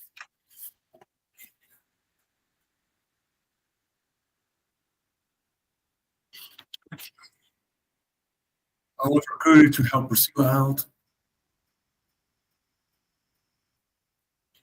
I remember they were to book a trip, a vacation trip. Oh yes, I remember I had pain the whole trip, the entire trip. I had plane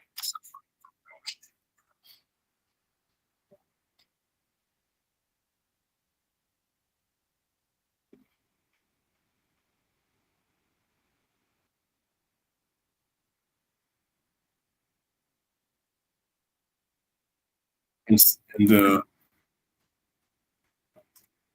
and it took me normally takes me 10 minutes to see a patient. It actually was about 40, 15 minutes of talk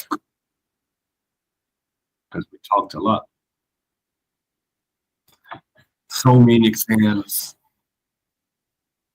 and we made sure that my quality of life was right, looking at all aspects of this.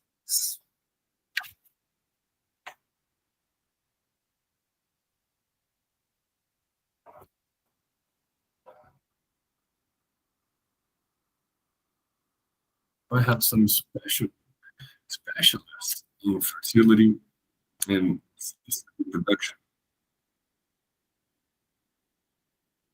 Question.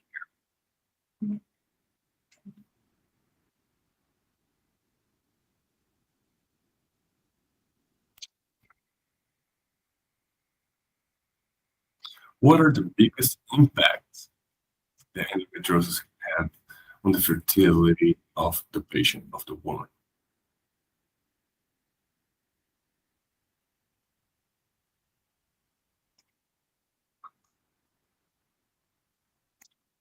Hi, thanks for inviting. This is a matter that I love to talk about, and I have a lot of patients with these cases. The main impact on fertility, the emotional part of that, The physical part, what I have to talk about, the first thing is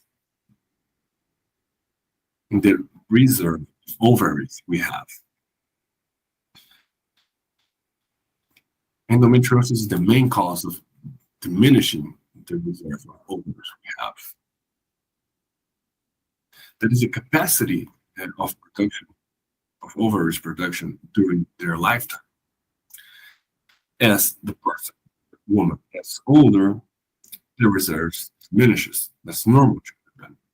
But endometriosis maybe can accelerate this process.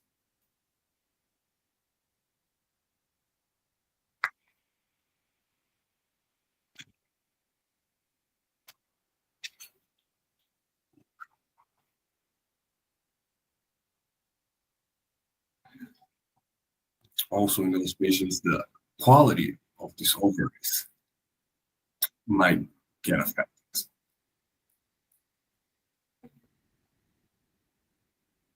Sometimes pregnancy is affected by endometriosis, and it becomes harder and harder in the process of fertility with endometriosis.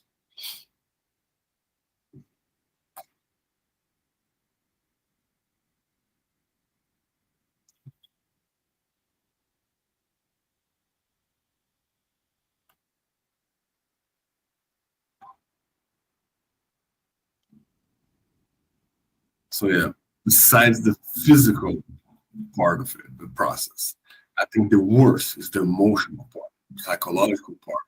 One thing that she's not able to reproduce is the biggest impact.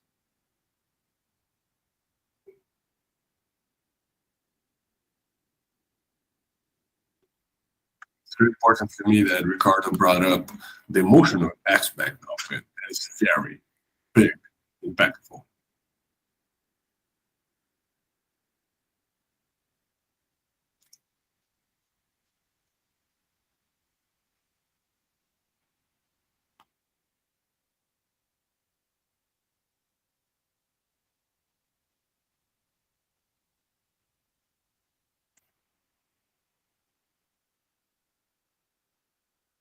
So we really want to help our patients out, knowing this emotional aspect and this fertilization process. What is your perspective on those patients with endometriosis trying to get fertilized? Thanks for inviting again. We worked for a long time in this fertility area, and it's been a big change in patients. Because all of a sudden, once the human woman is diagnosed, after she was her whole life not trying to get pregnant, now she has to take it up and start looking for opportunities and methods, chances to get pregnant.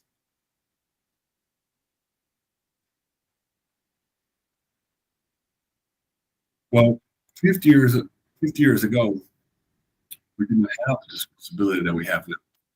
Now more and more children are brought to this world through the method.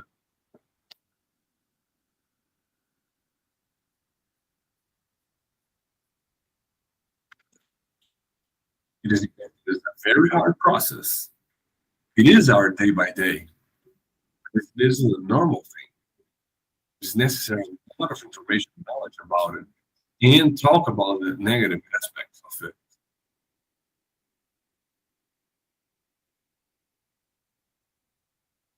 We know that many couples that are doing that, going through this process, do not talk about it to their families. There's a shame involved in this process. So we're just in the beginning. It's very important that we form a group where patients talk to other patients, mothers connect to mothers. We try to avoid what happens. That is, people just start Googling stuff and find horrifying things out there. And maybe the internet is the best source to start going on what happened to your life.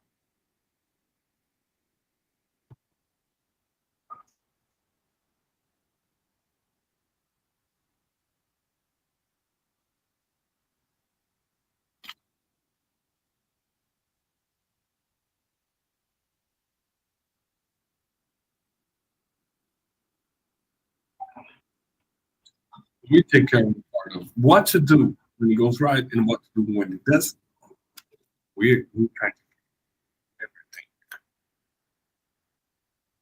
So we're trying to offer also to this women with this group emotional support for these patients.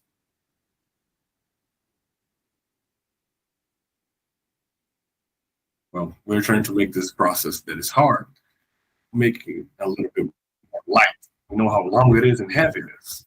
So we're trying to minimize it.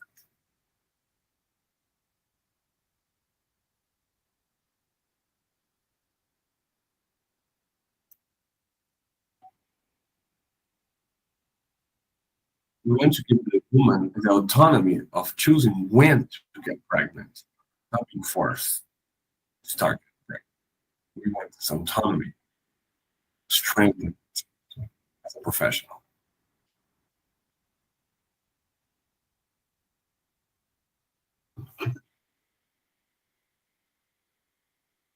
To bring it up, a question or thought.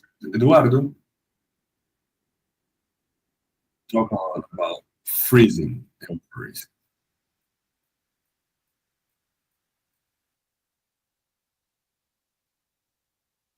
It is important. Is it the freezing? What is your perspective talking about it? What can it offer to the patients? What situations do we decide the freezing of ovaries of embryos? What are the cases where we choose to do that?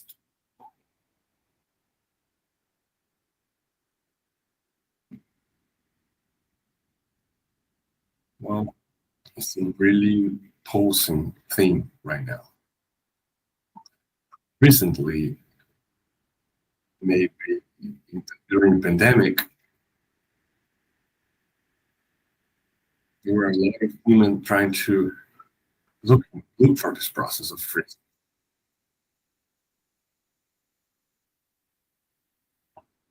In my opinion, the pandemic was a trigger for it because of the lack of socialization. More women started looking for it.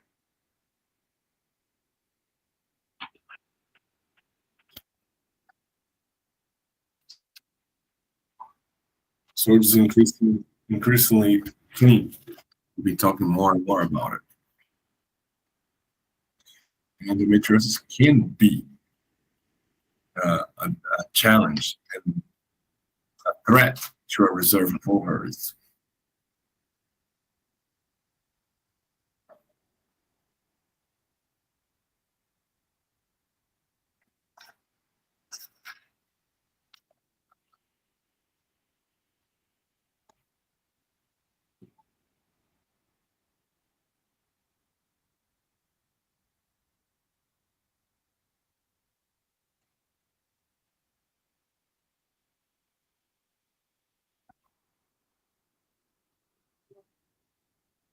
We are still trying to understand the mechanisms of how endometriosis affect our ovaries and affects fertility.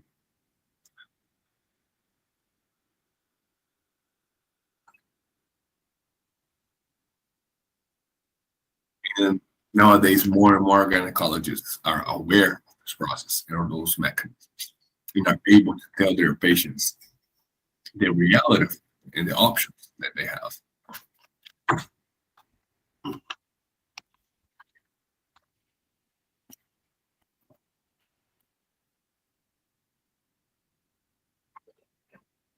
You see patients with 30 something years old, they have a reserve and they have a lowered count of this reserve of ovary.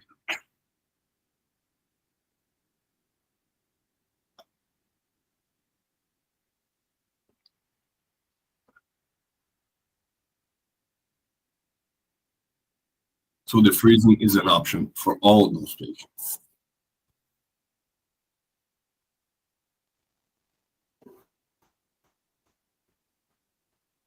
I think it's a reflection for all those patients, and not only for patients with endometriosis, but anyone. Even though it's not necessarily the freezing in that moment, Just knowing that is an option is helpful. Maybe in 5, maybe in 10, maybe in 5 or 10 years, it's good to know there's an option.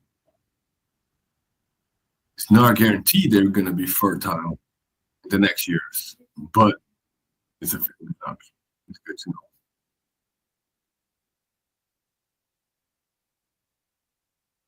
Maybe sometimes the patient is not even thinking about pregnancy,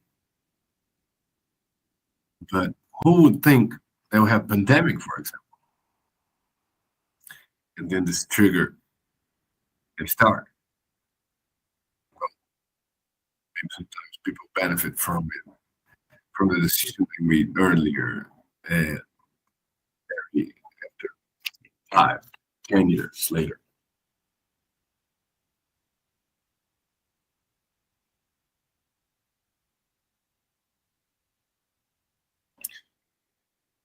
I want to clarify that we cannot talk about infertility or fertility without trying, without attempts. It takes a lot of attempts.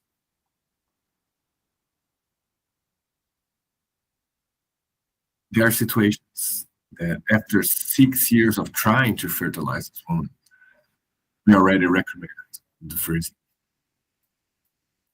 So it's very individualized depending on the woman, depending on the situation of the woman, the desires of the woman, in her metabolic functions, right?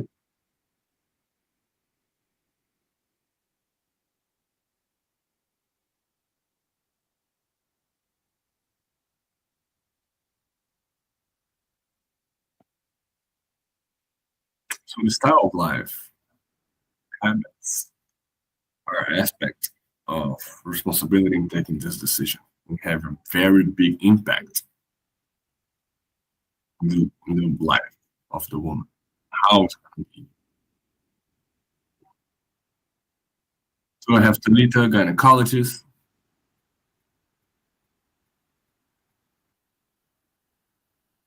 What are the lifestyle choices that affect the woman and the choice of fertility?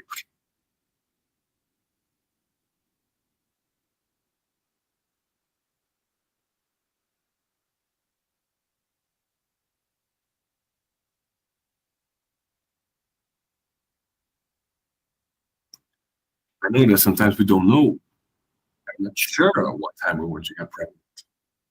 We think about career or different personal interests. And maybe there's a moment you look for to get pregnant, and once you think about it and you decide to get pregnant, well, maybe your body's not right. Maybe it's too late.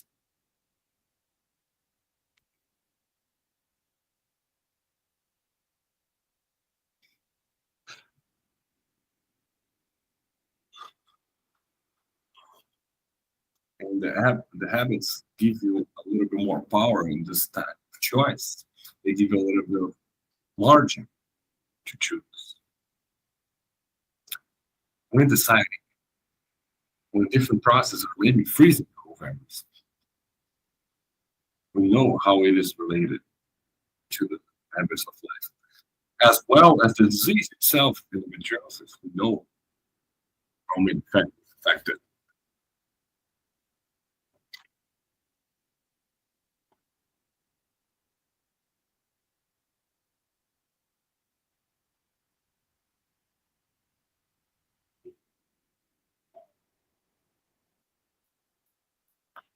And for us women, the choice is everything.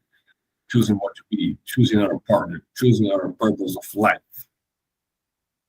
That goes with our habits of life. With some habits that are protecting of the disease, and other habits that are harmful for the disease and the fertility.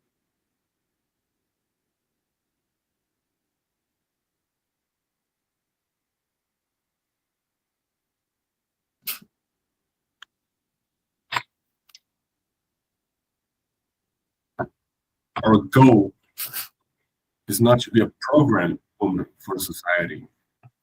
Our goal is to have the freedom of choice. The freedom of choice to have a quality life and to choose or not to choose to get pregnant and procreate.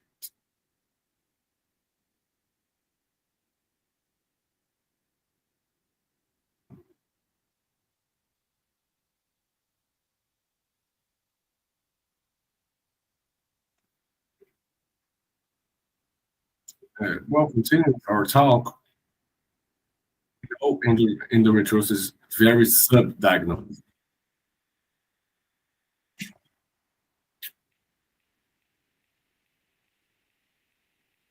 10% of women reach infertility, and almost 40 to 50% of women reach infertility through this process.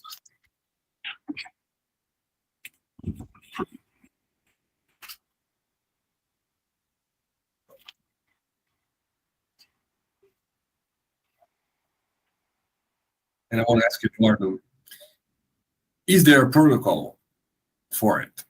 Is there something that makes us take a better decision for it? Yes, 100%.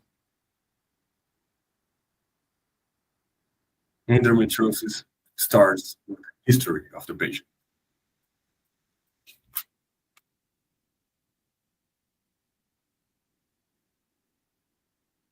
50% of women have endometriosis.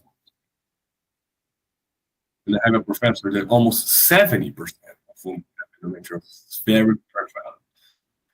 It's a really big thing. Endometriosis has to be on the table when making this decision.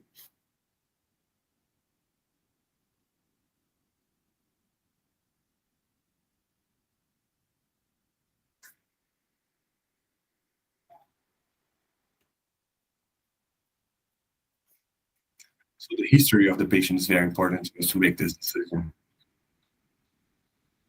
At least knowing the story of the patient.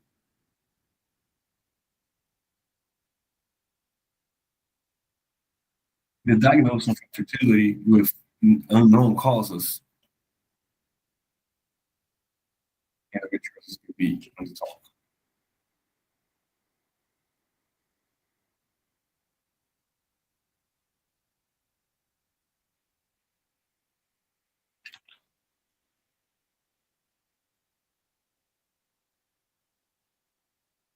How the exams can help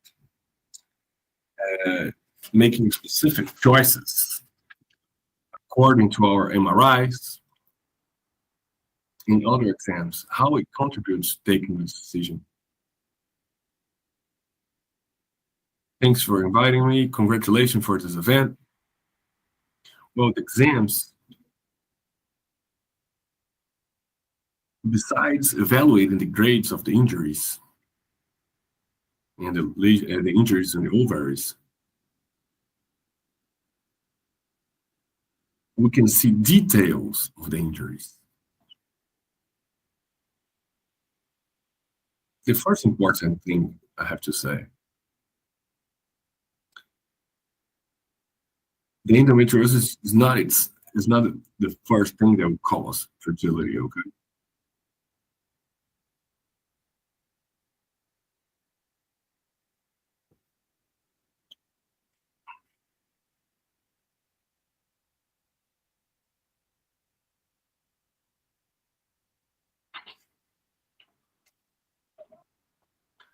We know that sometimes normal ovaries and normal tubes, fallopian tubes, can have infertility not only for endometriosis and mechanical causes causing this infertility. Normal ovaries, normal uterus can be infertile. Okay. What is very important is to be more detail oriented.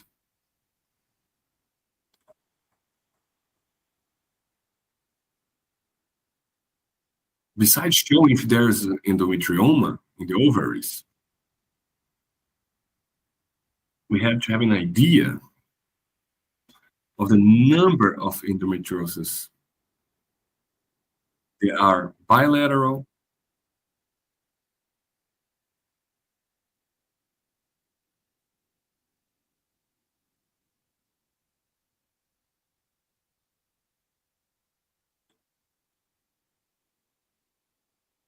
we have to know how many follicles we have to generate follicles.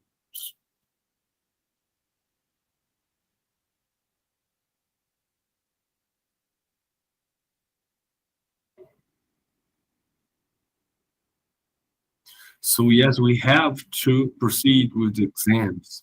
So we have the most information available of this patient. So making this decision based on a lot of detailed information is important for this one. It's fundamental to me. Describe, you know, nothing.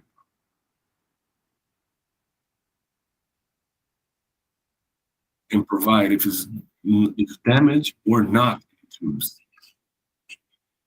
The ultrasound, the MRI, we can have a very good idea of it.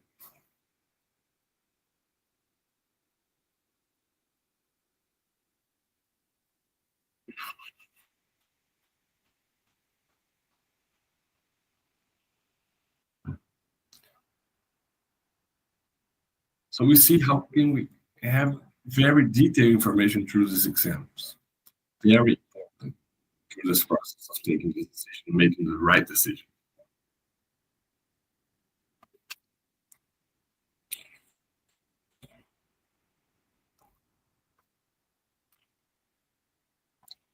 We know it's common to have questions about it. Well, is better the surgery? Is better a different treatment? What is the right to make? That's why I have so many doctors here to talk about it.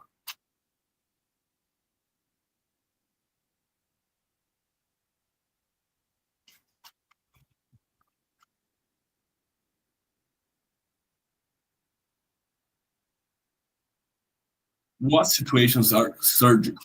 What situations we have to proceed to surgery?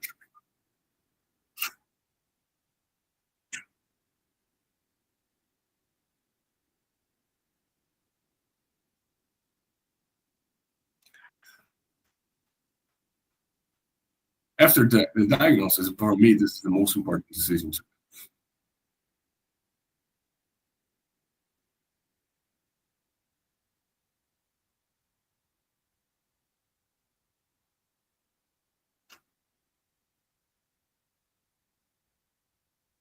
For me, both ways are possible. Surgical and the non-surgical process. Okay.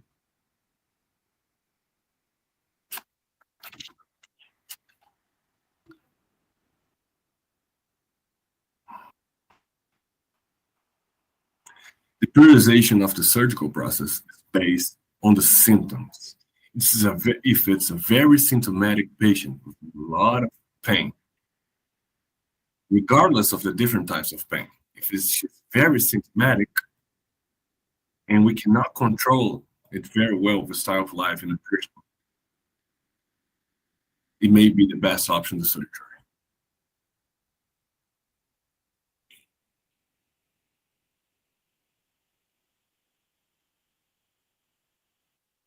The age of the patient is also something to have in account. It's very important to make this decision.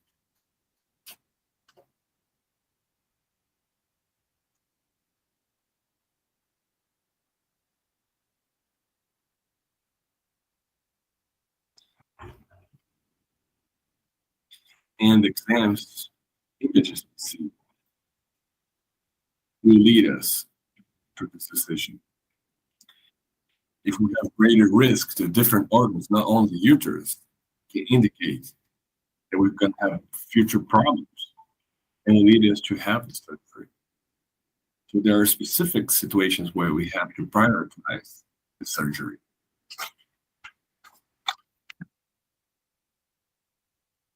There are situations where the visualization is the first option, and there are different situations where surgery is the first option.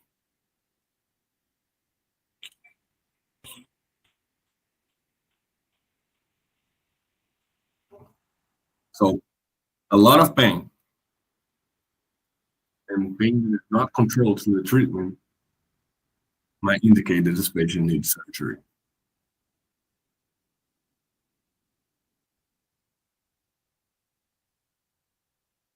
In what situations we prioritize the fertilization before the surgery? Can you tell us what situations are those?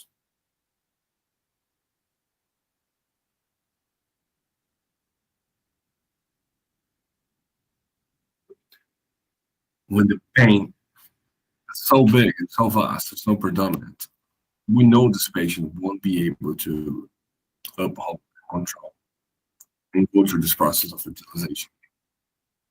These patients, we know that we can try, and we're going to explain to the patient maybe the surgical procedure before fertilization support.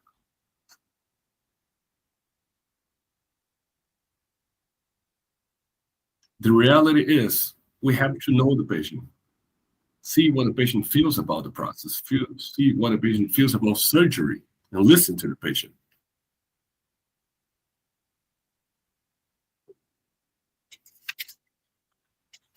There are so many fears involved with the surgery. It's good to listen to the patient.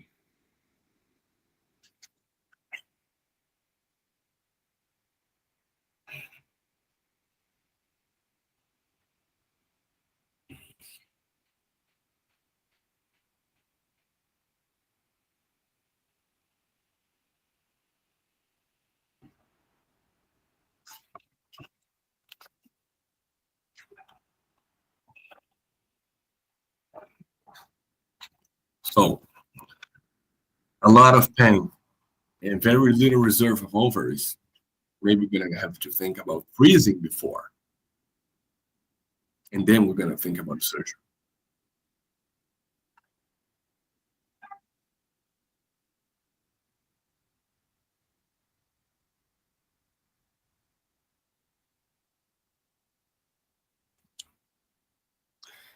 There's a consensus that we understand there's only one chance and only one surgery to happen.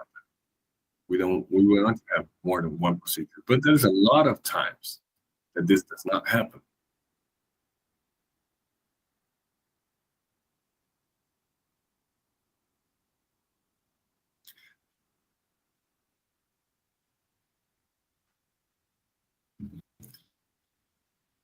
In many cases, the in vitro fertilization is the first option.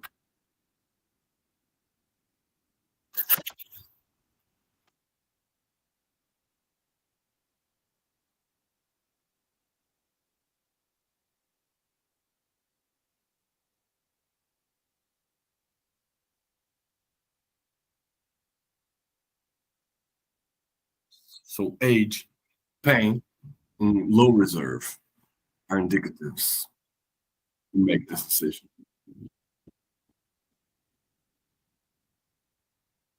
So we're not going to practice medicine before listening to the patient and understanding the history of this patient.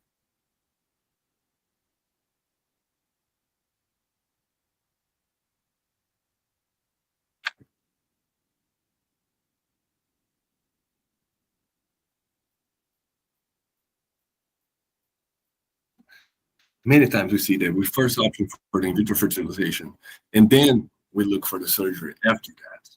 And there's people that have different opinions. Maybe the surgery before to have solved those problems, and then act and think about fertilization.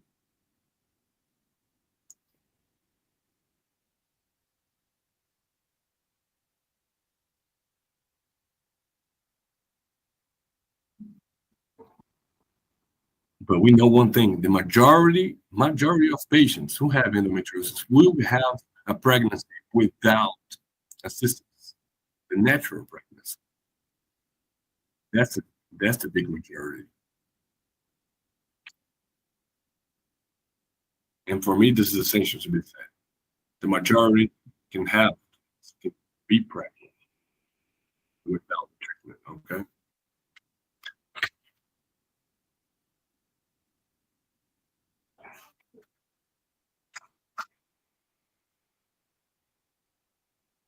So the fertilization specialist cannot think about money first and push the envelope of fertilization for all patients because of this majority that can have kids without it.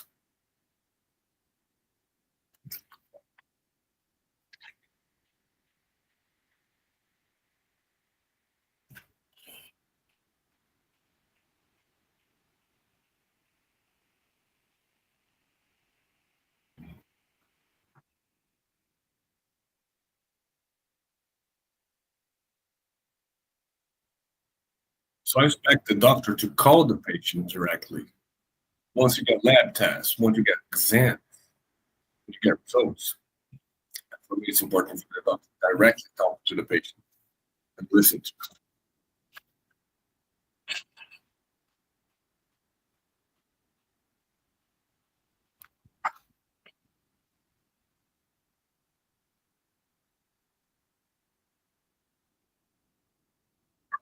Perfect. For me, the message that stays here is there's not one script that we can follow. It's very individualized. The more individualized, the better.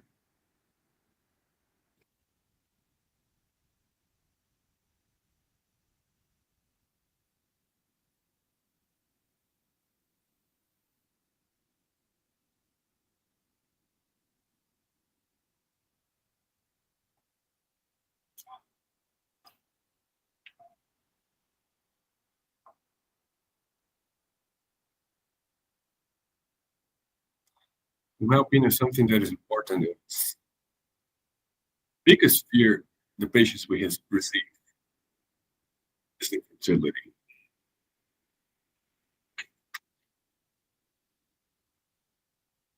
I see a lot of doctors having this reaction of you have surgery, you need to have surgery, you need to be pregnant right now. Maybe this affects the patient in a bad way.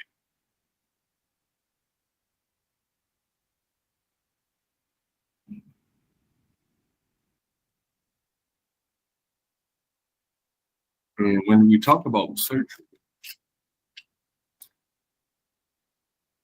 we need to worry about the quality of life. Can she have sex? Does she have pain during sex? So maybe worry about establishing this healthy sexual intercourse, healthy sexual life before thinking about surgery, or maybe before thinking about fertilization.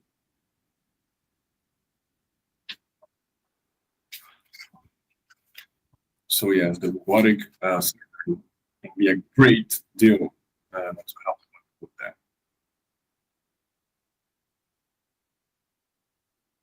I would like to see if there are questions for our viewers that are watching us online. One of the first questions is, endometrioma, is it a factor that lessens the reserve of ovaries? In surgery, is it a risk if you have age about 40 years old? So can the surgery make it worse? Endometriosis in the ovaries, the endometrioma, it is a risk factor.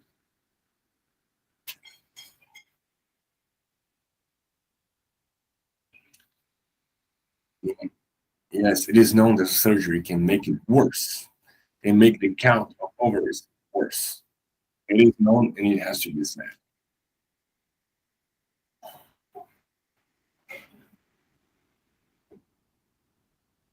Age is a factor. The endometrioma is a factor.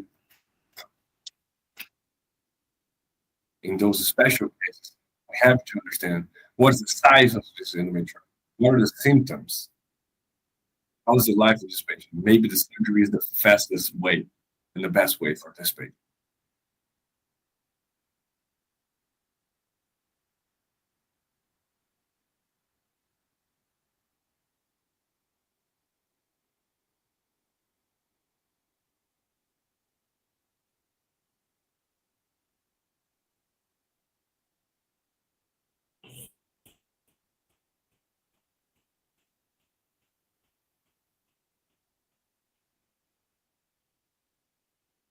We gotta know that at 40 years old, we already know that you have a low reserve. Okay. So fertilization maybe is the best option in those cases. There's a second question.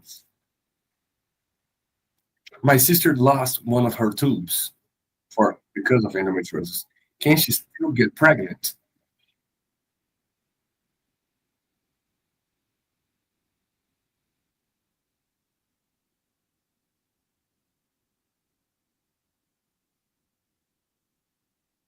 Yes, you can get pregnant.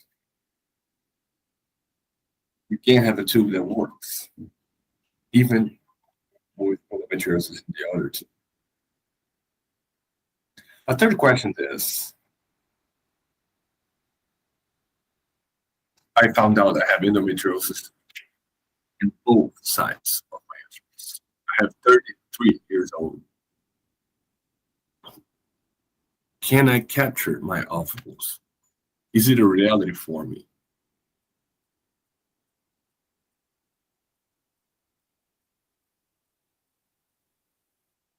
For me, the exams are key.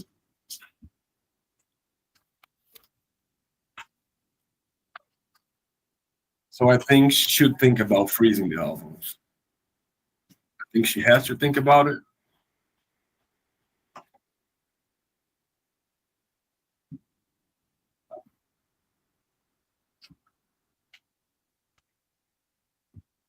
Yeah, I think it's a big option and a very good option for her to think about freezing. Yes, I also recommend it. Potentialize the future possibility of fertilization.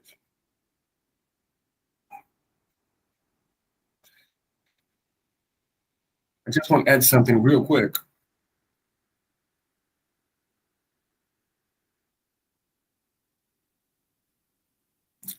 Also think that freezing of ovules is the best option, but you can have in vitro fertilization too.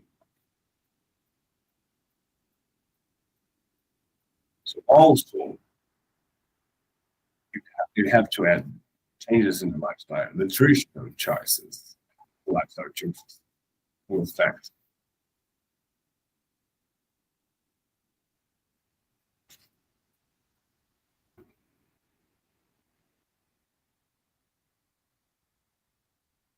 Normally, in a situation like Adriana, we recommend first freezing and then taking the next steps.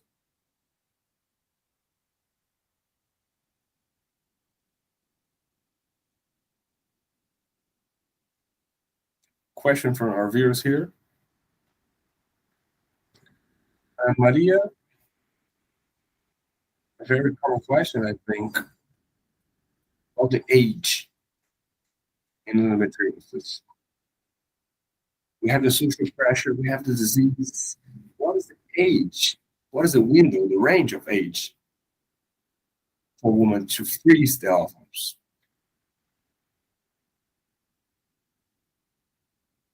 What is the ideal age? Let's try. The ideal is before 30, but no one knows the exact age. You know, the earlier, the better.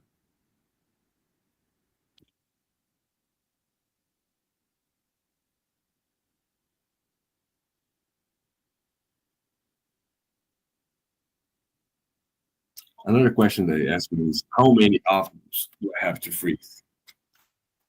And I say, depends how much you have in yourself. How much, what is your capacity to hold the treatment? I would say between 20 or 30 ovaries is a good quantity to make the reserve. Having a chance of 60 or 70% of chances of fertility. Okay? You know, freezing thing people think about it as a safety, uh, but it actually is not a guarantee that freezing happens. Okay.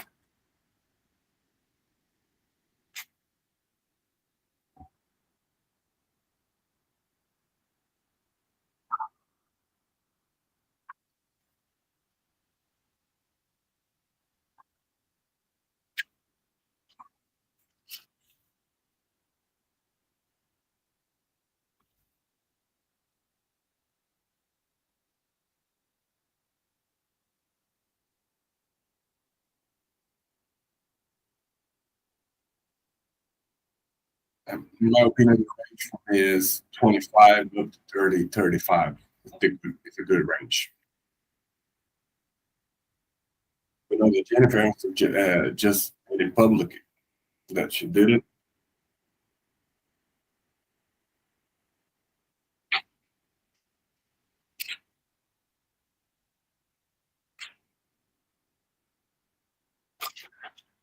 The message is endometriosis doesn't mean infertility.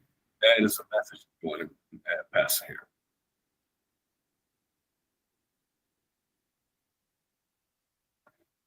As long as the diagnosis is as early as possible, then we have more possibilities of treatment. Very important to have the family support and support from friends and doctors that will help you out, so we can make the best decision possible.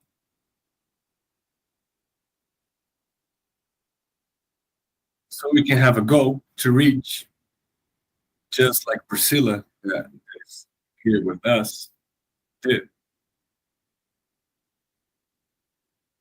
And also we want to say that in Priscilla's case, it wasn't only one surgery, okay? She had 2 procedures. Well, if there's no hope, well, there's nothing.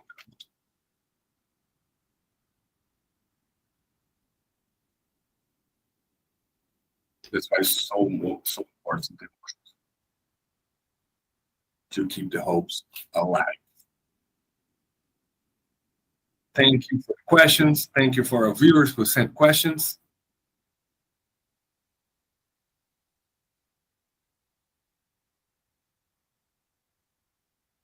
We'll start the next chapter right now with international presence.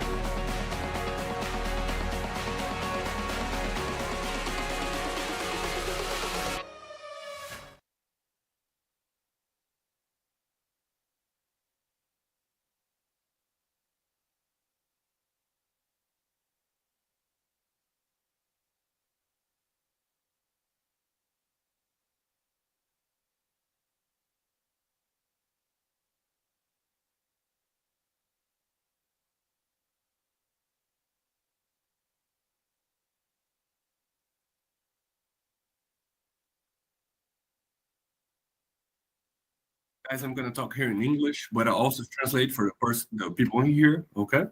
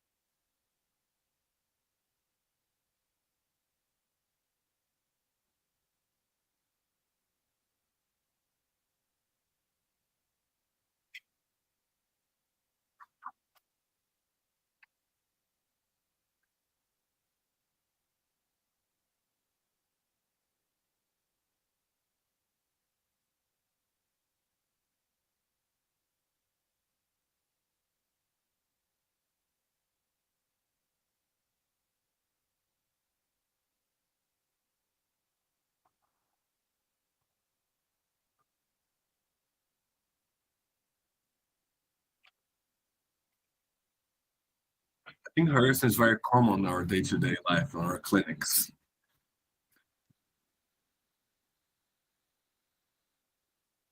mainly to better our early diagnosis. Everywhere we have a late diagnosis in endometriosis, not only here in Brazil, but also in the United States.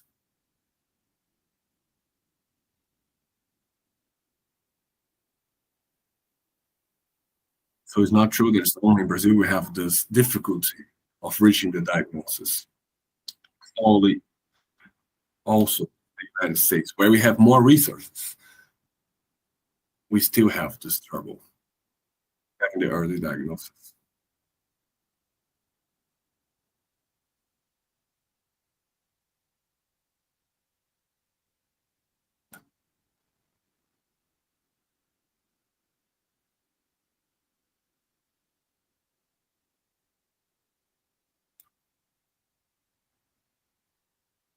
So what are the main projects together with Dr. Luciana?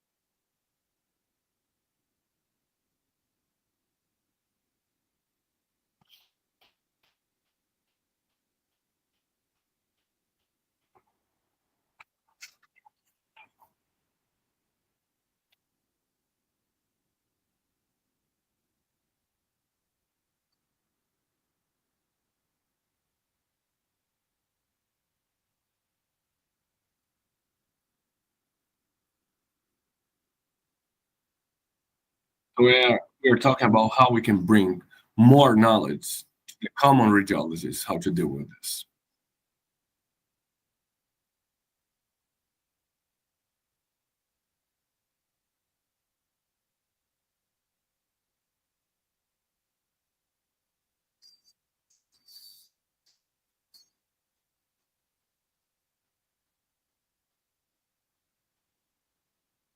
How long do you think you'll take?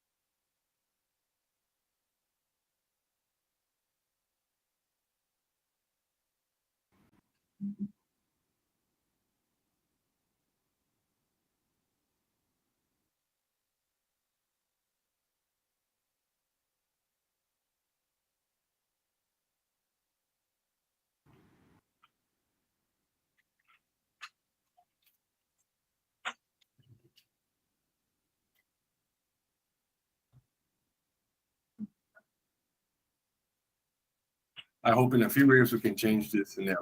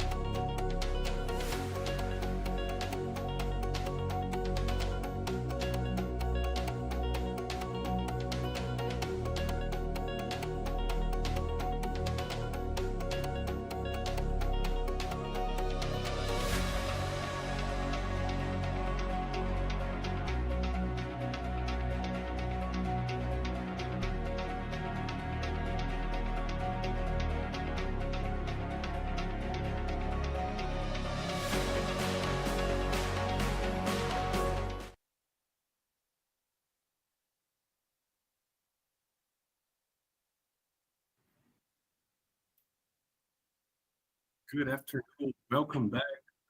We're in the last part of our EndoTalks event.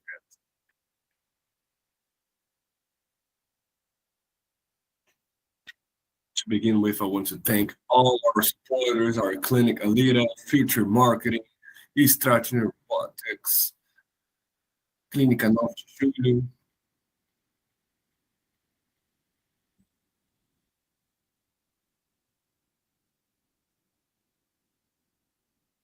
We have different products here for all participants.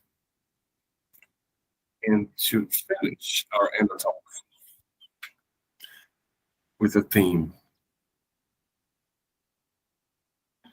we're talking about force, fragile sex, for who? Face the disease is not an easy task. It involves resilience and a lot of strength.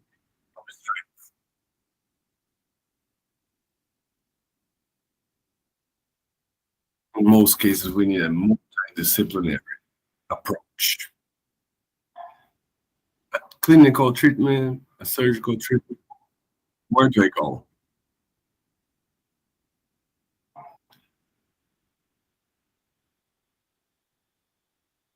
Undergo a surgical procedure is one of the biggest acts of vulnerability and courage that you can have in your life.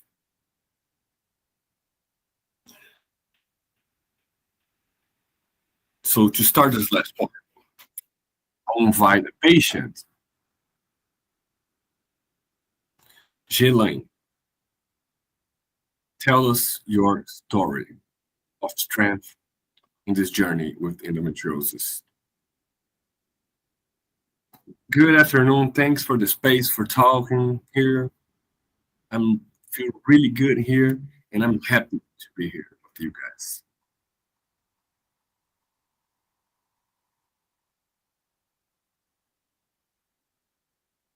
There's a lot of obstacles that happen in my life.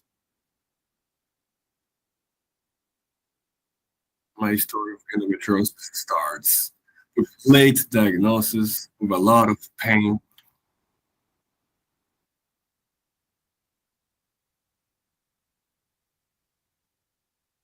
About 9 years to get rid of it. I was diagnosed with severe endometriosis, and I was indicated to surgery right away.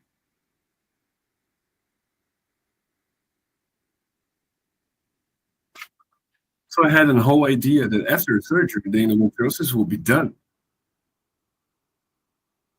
I thought I would never feel pain again. I would never feel the troubles I was feeling. A year and a half after surgery, all the symptoms came back, and even worse. And I had to go under another surgery.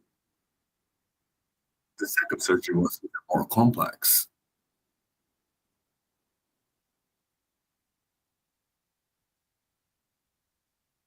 After the surgery, I had a complication, and I had to go back again to surgery.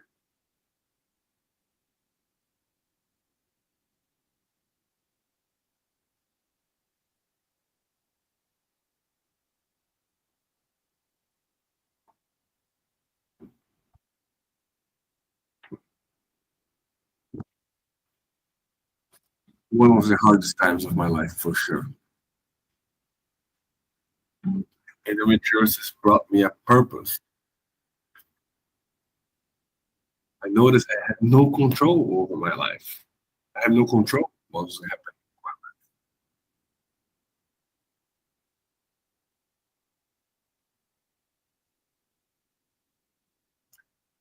Well, I just surrender and I trust my team.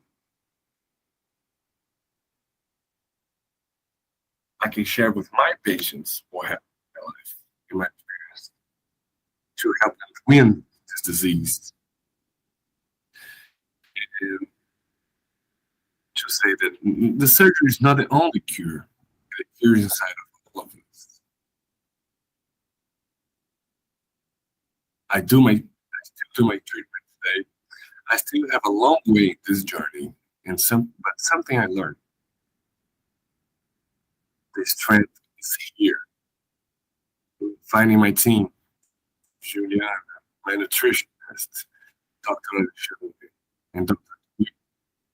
I find in them the strength to tell you guys that everything we live comes and goes. I had to look at the positive side of things. And how can I say there's something positive in this? But I informed you guys, it exists. When you go through something, you can look back at something, look at a different way. If I can leave a message here for the women with endometriosis, life.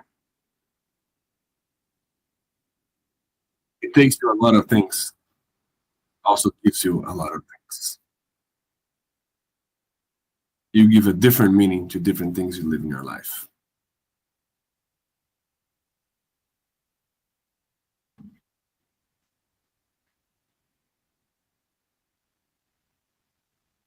Right. I'm very emotional here, and I was going to ask you a first question that you already answered. How can you transform your level of strength to deal with all this?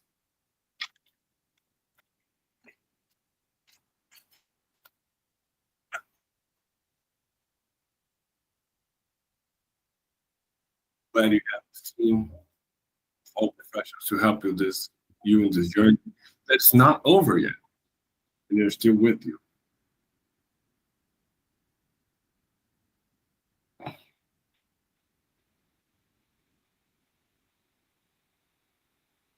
When face is diagnosed, we cannot imagine what we have to go through.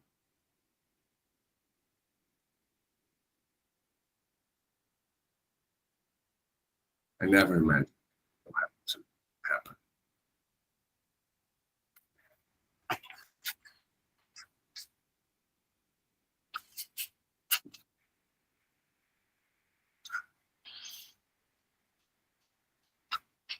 Different specialties, different specialists, totally dedicated to solve my problems. That responsibility was a huge differential.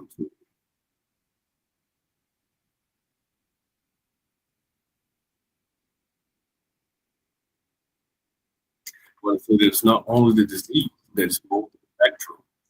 We are multi, and for sure we need the support from the doctors and the team. Now I have a question directly to Juliana.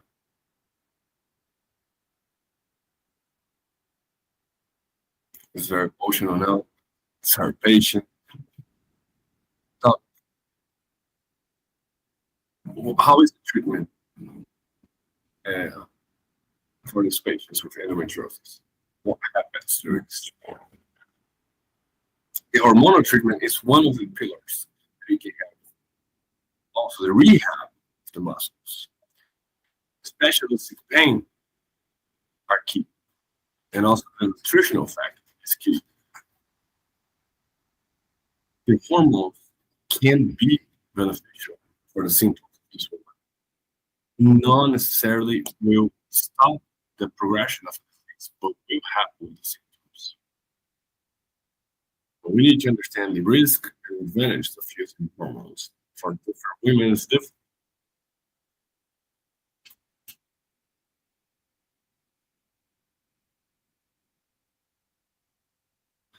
We will see a dichotomy, or this hormone, or treatment, surgery, but not. Like we said, it's a multi-spectrum.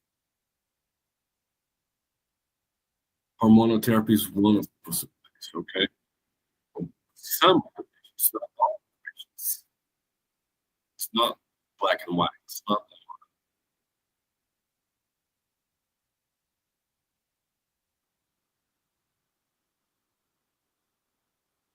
I think this event is a lot about autonomy. It's about being able to make your own choice. So if you can understand the ways,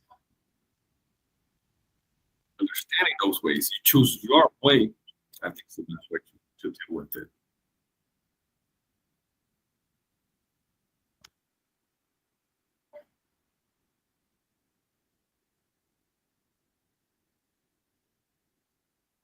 question is, what is the role of this multidisciplinary team? Well, starting from the nutrition, for me, the food is one of the best ways to reduce pain. We know some foods have a big inflammatory response in our bodies. So we do not focus on those foods. We focus on the foods that we have to put in. They have the anti-inflammatory agents.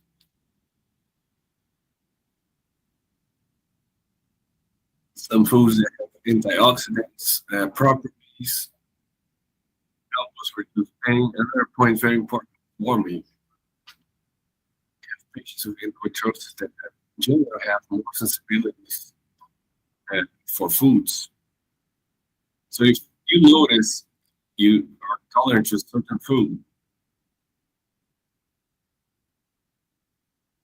the nutrition will help you individualize them to help you feel less pain, live a better life.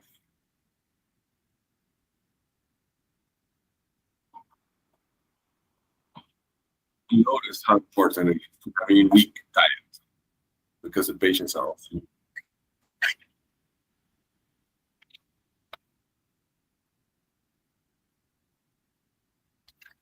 We're talking about the surgery. It's also better. We have to prepare for the surgery. If you get to the surgery in a good diet and taking care of all your lifestyle choices, you have better chances of having success with surgery. Even more if the endometriosis also reaches the bowels, our intestines. So we can have this multidisciplinary action with our patient. It will help you a lot.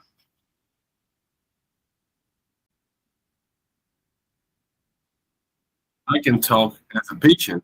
I went through the surgery, and I know how much it helped me, knowing what to eat, knowing what could help me be better after the surgery too, in the recovery. So has the opportunity to have a nutritionist following your progress, I think would be a great help. I want to thank you for inviting me here. Congratulations on this amazing event. So many professionals in the health business. So I follow many patients. The treatment of the pain makes sense when the patients and the professional understands that the pain of the endometriosis doesn't mean that injury of the endometriosis is causing pain. Not limited to that. Because for us, all the patients after the surgery would not feel pain. But it's not the reality. When we notice that the pain can be from other causes besides the injury, we know the importance of the rehab, the importance of nutrition, not only the injury.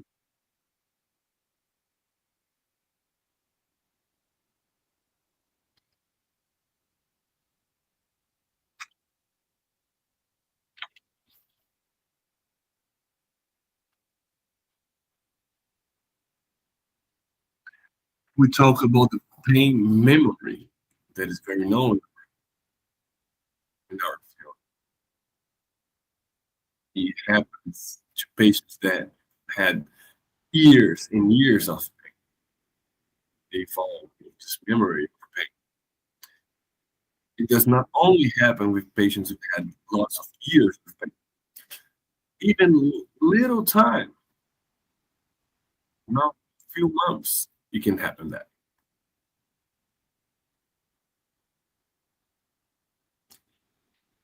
Now to talk about the rehab part, how to rehabilitate the patient.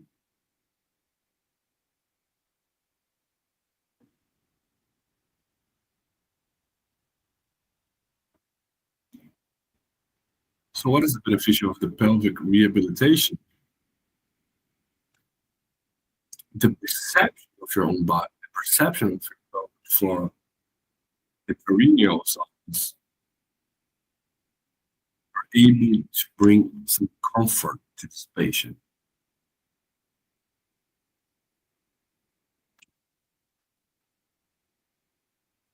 Always removing all the injuries through surgery to reduce your pain and make it go away. So I'm also working on the sensibilization of the uterus, sensibilization of those muscles, bringing relaxation, consciousness to this area that is so connected to pain.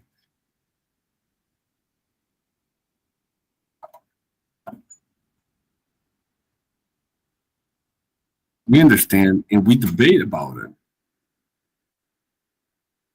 And we want every patient with the diagnosis of endometriosis have access to all these types of infections.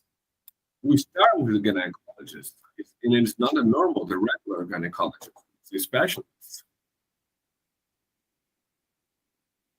The radiologist also not a regular radiologist. He's also trained, specialized for it. Also, the rehab, the physical therapist.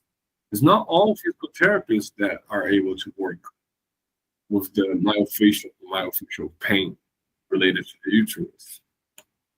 Oh, a specialist in pain is a new area in medicine. So and we just hope that everyone has access to all of this kind of professionals. I know a lot of people watching it are thinking, well, how can I, with so little resources, can have access to all of this?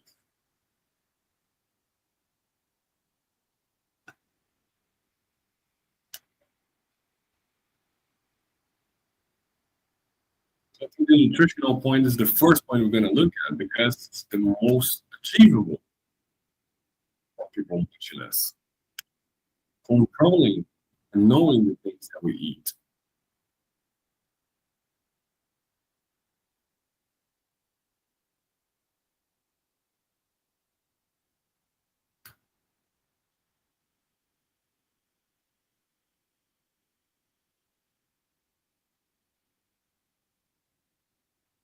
And I'm going to ask Dr. Tomiu,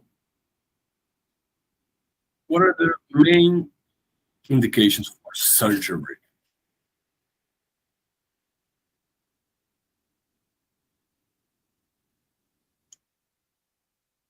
Thanks for our patient. She's a nurse and she's with us in our clinic. Thank you for being here.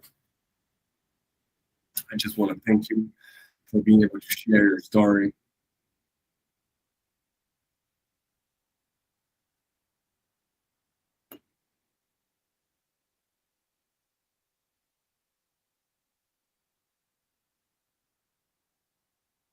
In relation to the surgical treatment, we do not have that script. We do not have a classic script. But when we think of pain, limited pain, severe pain, they affect our lifestyles. Another indication is patients who have infertility because of endometriosis. They may benefit from surgery.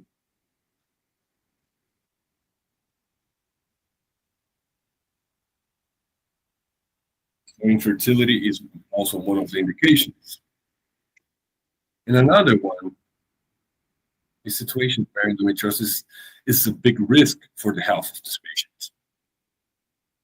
Specific injuries, like injuries that affect different areas of our genital, affect the function of our kidneys.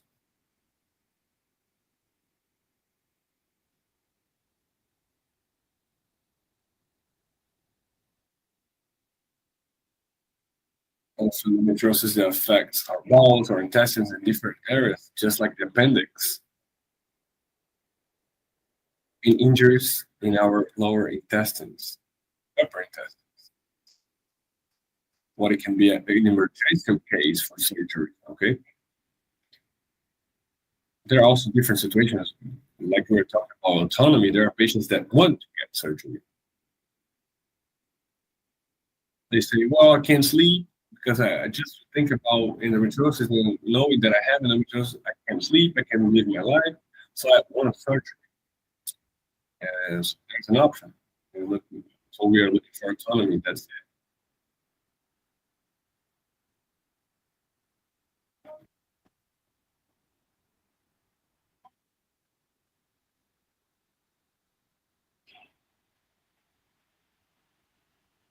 the biggest surgery. What are the biggest challenges in surgery for you?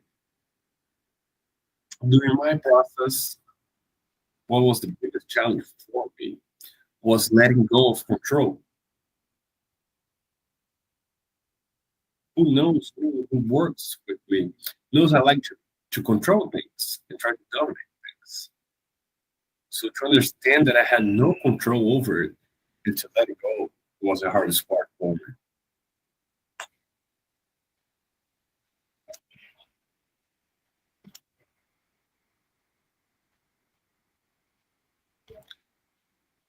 So to go through this process, you have to have knowledge about it. So with the knowledge, you might be able to have no fear. No fear of the surgery, no fear of something going wrong with the surgery.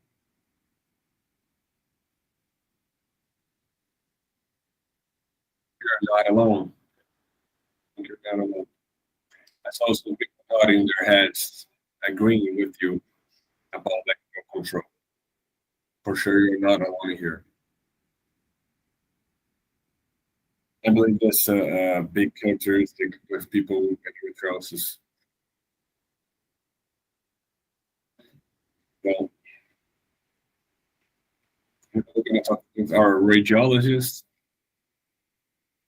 All the diagnosis can help on how we conduct the surgery. We're going to map this all.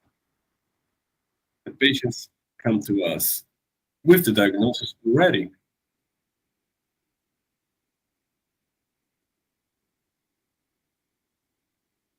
They come to us with the diagnosis. So our function is, our duty is to map, identify the injuries. In the surgery, we cannot have surprises in the most details as possible.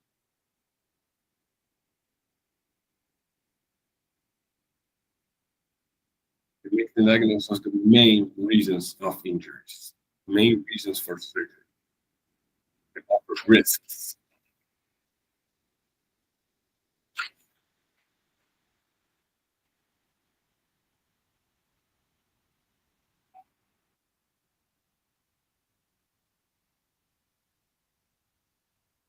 We might see nerve damage. We might see something happen in the urinary tract. We can see something affecting our intestines. So mainly talk to this patient, listen to this patient. And in this moment of the diagnosis, we know how hard it is.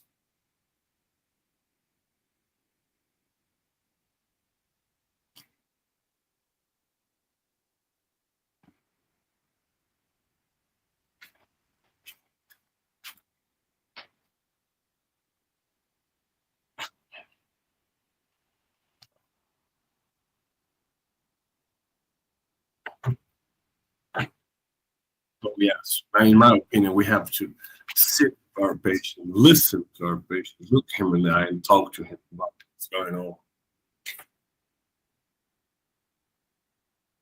So we know how hard it is this moment of diagnosis.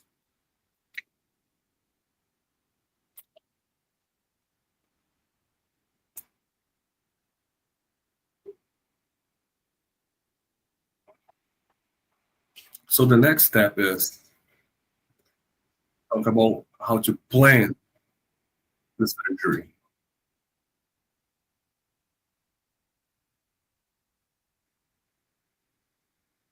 So how to explain what are the risks involved, how the surgery is going to be done. So I'm going to ask Alejandro, specialist in surgery, how frequent are the complications? What are the techniques involved in surgeries in the intestines? Well,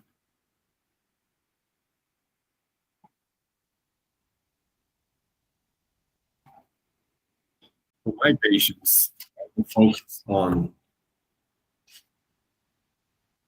those fears that are very constant in the days prior to surgery.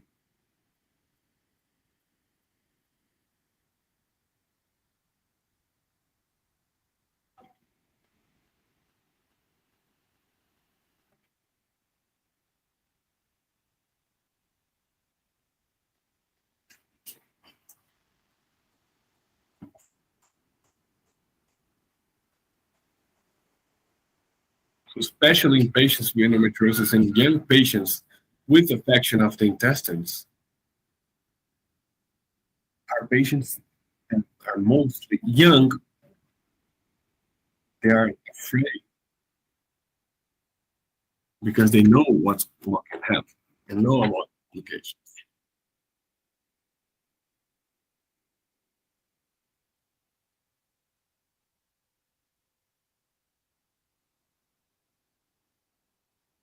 So endometriosis itself, indication through the bags or intestines are about, the indication is about 0.5% patients that have to do surgery and we have to use the bags with the intestines. Sometimes they are not worried about other complications, just this only one intestinal complication, and they forget about the other complications.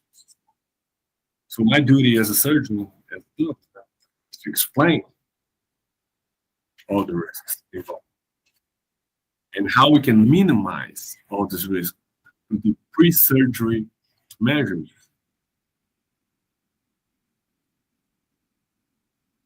And the risks are extremely low. About 5% have little complications, just like some risks.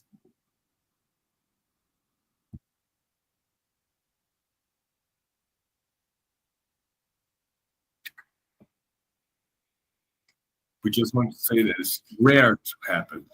Many patients are looking for it and are so afraid for it that they don't know how rare it is. And most of the time, what they're thinking is wrong.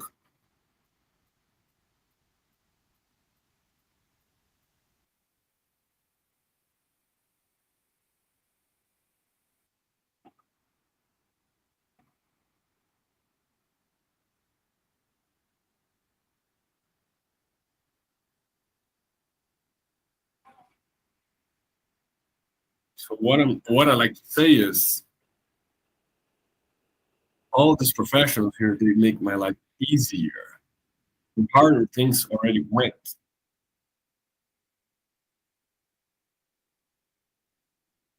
I just have two more questions.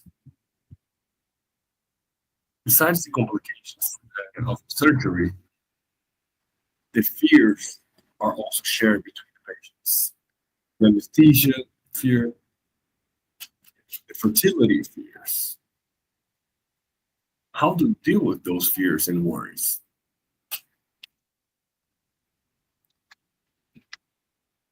There's no magic formula. First, information, education. Second, you have the team following and supporting you.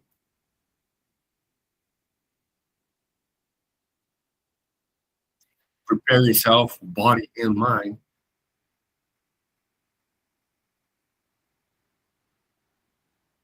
As was my case. Was my case. I would love to drink wine, and I couldn't drink wine. Not even the parties of the happy parties.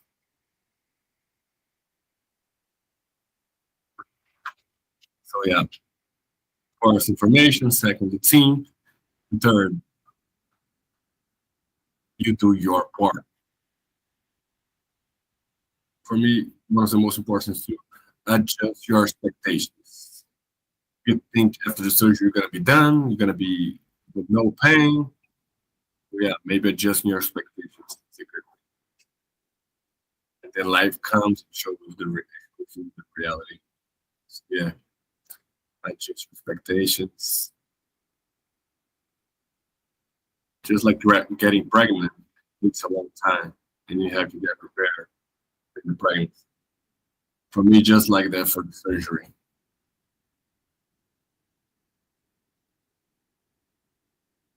Understand that body goes slow. It has own time. You cannot rush it, and you cannot control everything. I think information that is the first point you brought up is fundamental in the space of planning.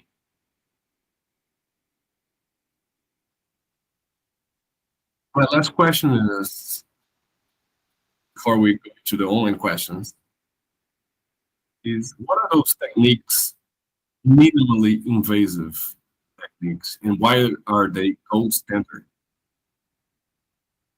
Lapro- Robotic laparoscopy uh, is something that's revolutionizing the industry right now. In the mid-90s, the surgeries are working with a huge opening of the skin.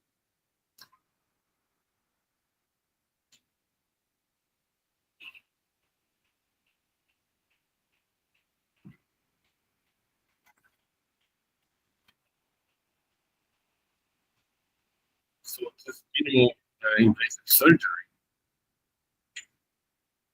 is therapeutic, transform how we take care of the endometriosis. Big advantage is yes, we can see the injuries with our anatomical knowledge, and we can remove safe injuries. It's very rare in this robotic surgery to have complications.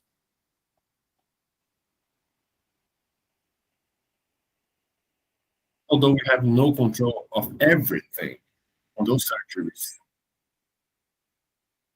our point of view brought another perspective from laparoscopy. There's no need to be always robotic, depends on the patient, and depends also on the surgeons, the team who's going to do the surgery.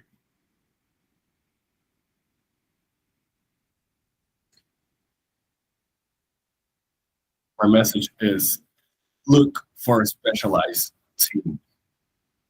It's not a normal habitual procedure. So look for specialized teams for the best results possible.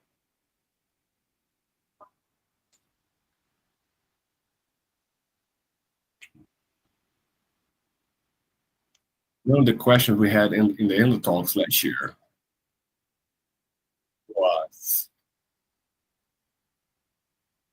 knowing all this information,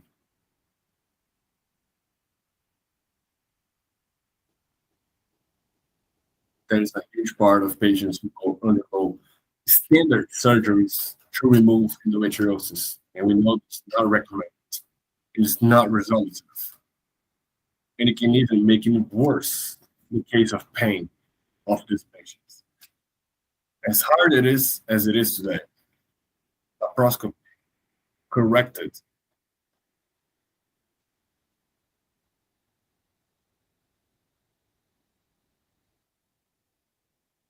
So it is worth it. After the diagnosis, go to a place specialized on those surgeries. Because an open surgery, a general surgery, can make things worse. Well, we are out of time for the debate. We still have a few minutes for questions, and to thank all the audience, all the viewers.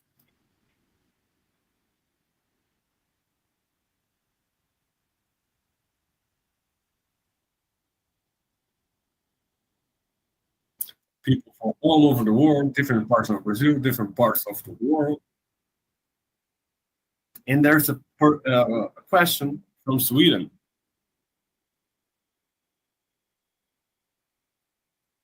To take birth control is the only way to not feel pain. Here in Sweden, the gynecologists only give us birth control pills.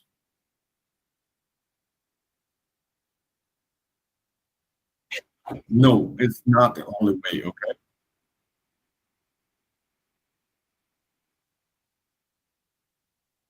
We see this polarity of everything, including their hormones, including the birth control pills. But it is an alternative. It can be a good option.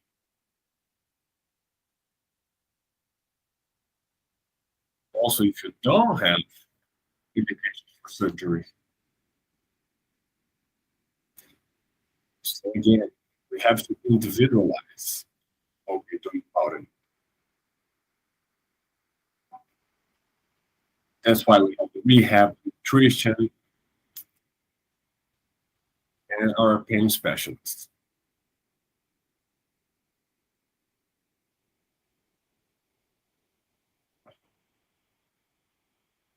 In my view, this is a very simple way to look at endometriosis and the pain that it causes. If you understand that it happens the inflammatory response of the body, and the birth control pills can control a little bit of this inflammation, we know that it's not only limited to these factors.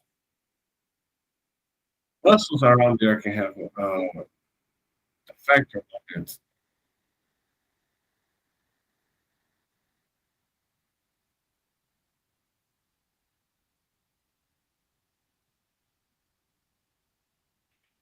The muscular dysfunction that happens in those patients can cause so much pain, and we cannot separate it. Also, when we talked about the memory of pain, can be influenced in the pain.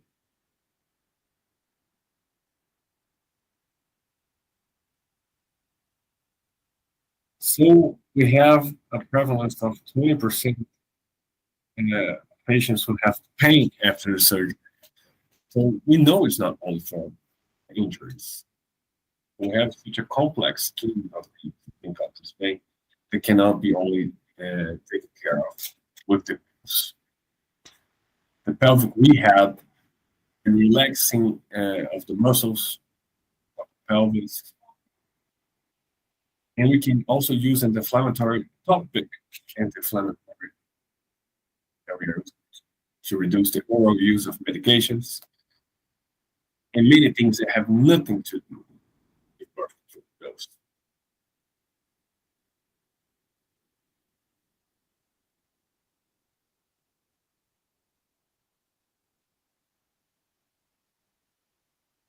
Now I want to show the question from Beatrice.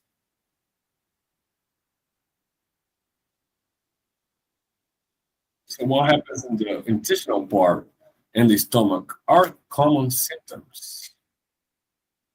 Yes, they're very common. Many times, even before the diagnosis, we think about irritable intestinal symptoms. Endometriosis itself already causes damage to those nerves. It also control our intestinal tract. So yes, you can have a general inflammation on the pelvis.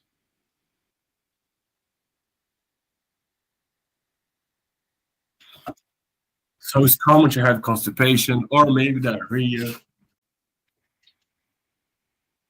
due to this inflammation. Another factor, and we don't really know why yet, is allergies and sensibilities to different types of food. Different compliance of the food will show you, will cause you more discomfort, more pain. And even this constipation diarrhea we talked about.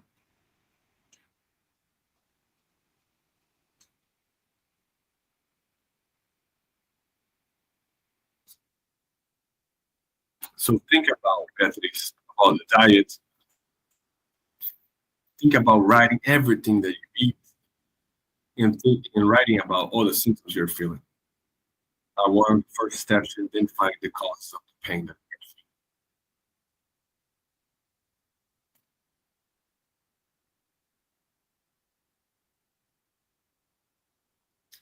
I think it was clear for you guys. You can also have stomach pains, okay? Because there is increasing sensibility of all the organs that we have because of the inflammation. The chronic inflammatory response can cause gastritis. Any chronic inflammation process can lead to that. Gastroparesia and other affections.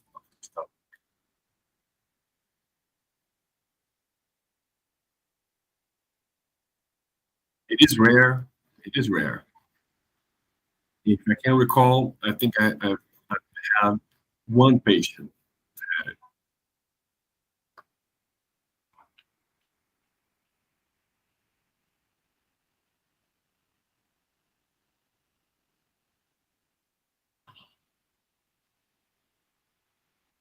It's good to remember that the anti-inflammatories used in the treatment of the endometriosis also can attack our stomach. Many patients take a lot of analgesics, different kinds of medications that affect a lot the lining of the stomach. So I think we have time for one more.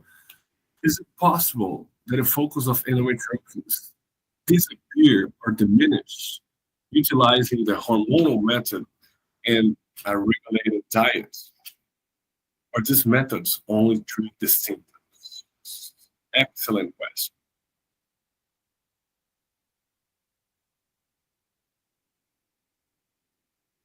Excellent question. You see a lot of myth about it.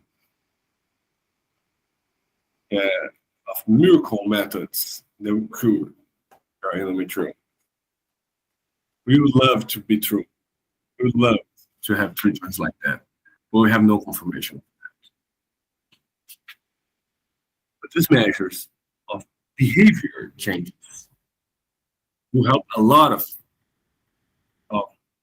reducing inflammation. And we can even see that the injury will reduce a little bit. Not a cure. Not a cure.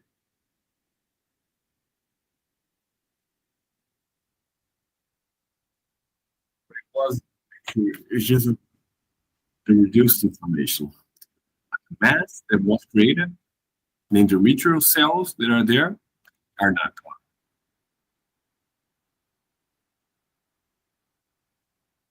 So when thinking about that, maybe take a look at what exam you're doing to actually state the endometriosis is gone or diminishing, only diet changes.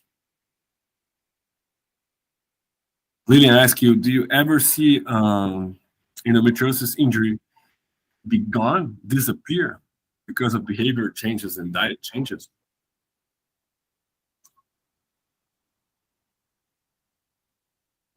No, not really.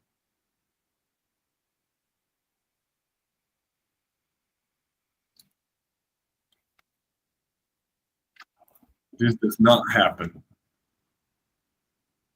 This is a failure of the method of interpretation of the exams. We can see a little bit of reducing the size of the injury, but not actually the mass of the endometriosis. That is related to the reduction of the inflammation, because that's the tissue, the chronic tissue. It won't go away if you do not remove this injury.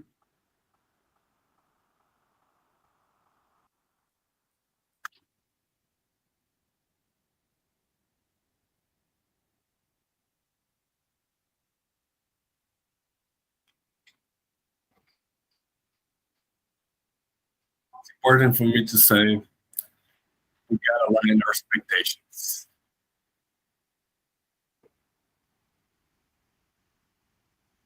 So yeah, we schedule exams, and after one exam, before the other one, the patient's already expecting to see it reduced.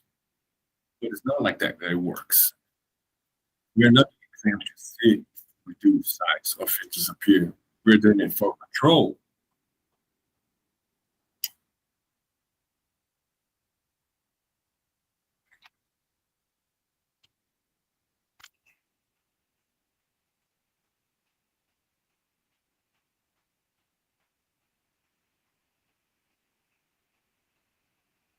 So are the specific exam to map the endometriosis? What is the most specific?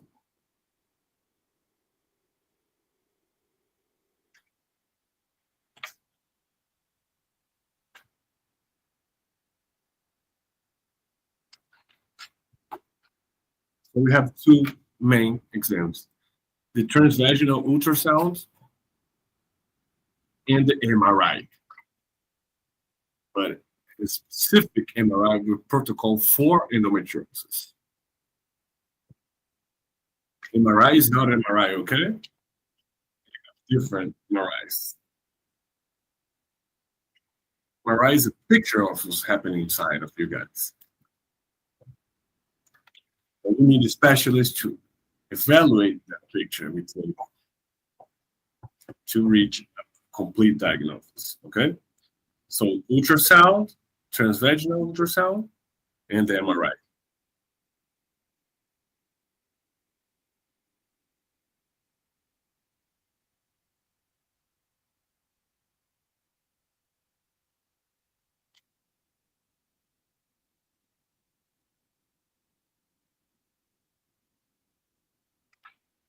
So the best thing would be do both, not only one. If you can choose,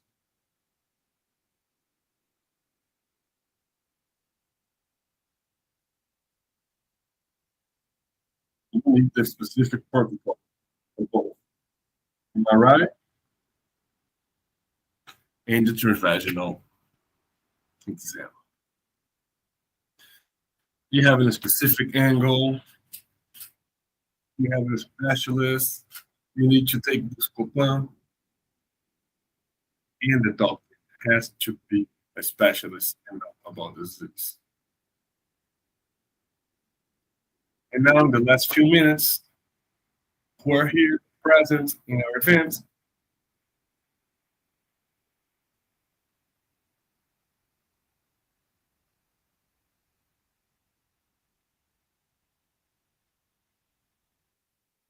So now the last questions, let's see. Good afternoon, I'm Raquel. My question is, there's a lot of people have endometriosis and live with it. And people like me had to go under surgery. From now on, after the surgery, is there a moment where I have to make exams to follow what is going on? I had advanced endometriosis and I don't want to have the risk of it coming back. That is my question.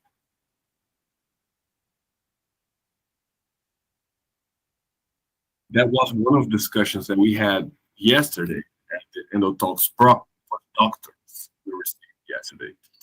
And gynecologists asked us a lot yesterday about this. After the surgery, when do I have to make exams? When do I have to go to the doctor again to make follow-up?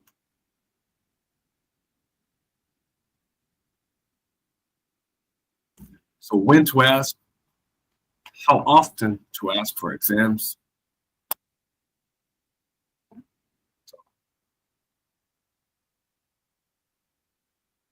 Normally, 6 months after the surgery, we ask the patient to come back. It depends a lot on the patient and the symptoms of this patient after surgery.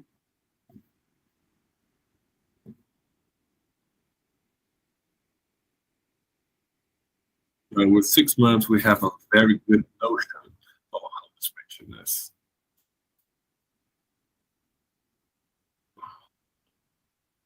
With 1 year of the surgery, we have a new evaluation. Symptoms, physical exam, and in some situations, in this moment of 1 year after the surgery, we might have image exams specialized for it if necessary. It can be MRI or the ultrasound.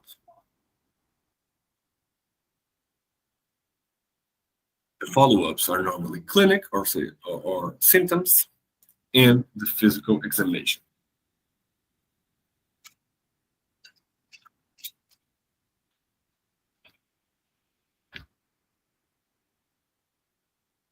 For me, it's not good to have an exam done 4 6 months after the surgery.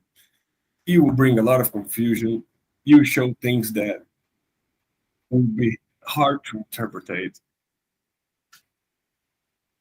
It will generate a lot of anxiety. So it's not necessary.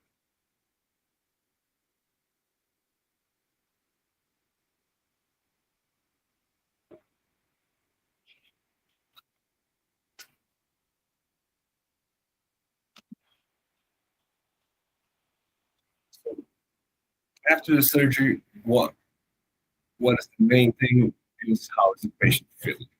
What are the symptoms?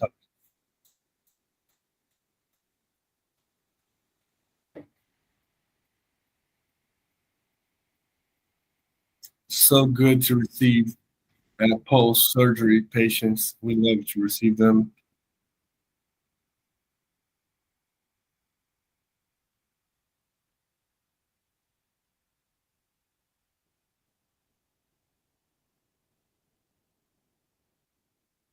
That's what we want. After the surgery, see an exam without evidence of injury. We debated yesterday after the patient is treated. There are cases and cases.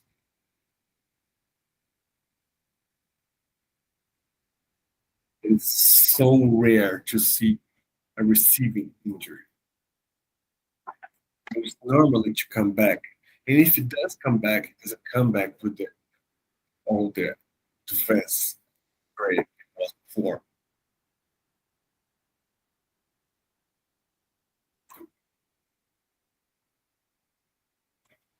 So paying a lot of attention to the symptoms and making sure the patient is living the life that he wants. A little more attention for the symptoms than before. So, another question I have is about fatigue.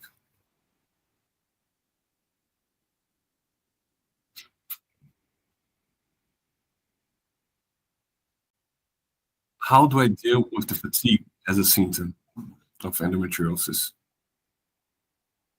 Good question. Very good question.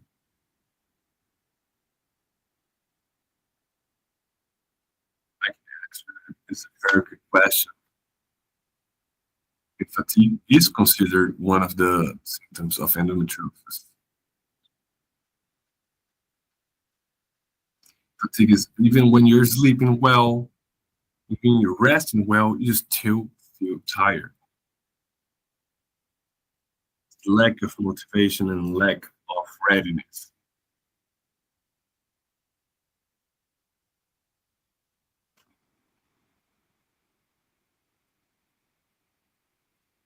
We can have nutrient deficiencies that will cause that. That can help you build this fatigue. You replenish those nutrients. So with the diet and nutrition, you can definitely help that. In changing our environment and our lifestyle choices. Stress help you have more fatigue. Sleep, one of the main reasons, quality of sleep. And practicing exercise, working actually, is one of the best ways to avoid fatigue. So I would say the treatment involved own lifestyle choices.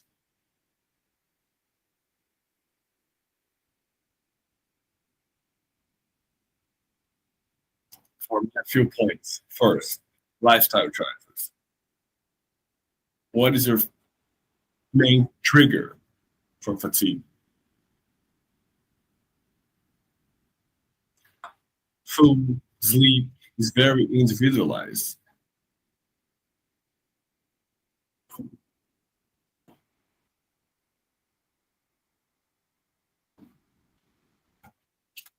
We know it's hard to keep all those three up.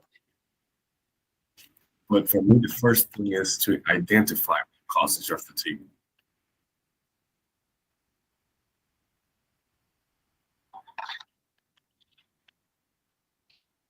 We have to understand that even after the surgery, the patients have a tendency for inflammatory response. But it's genetically determined, this inflammatory response. So we have to be a little more careful for the rest of our lives.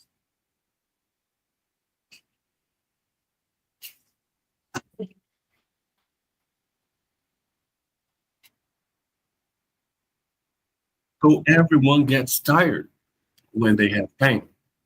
Pain makes the fatigue happen. There's also the hormonal part, but also the emotional part. They also cause fatigue. Anxiety is another cause. That's why it's good to have psychologists and psychiatrists talk about it.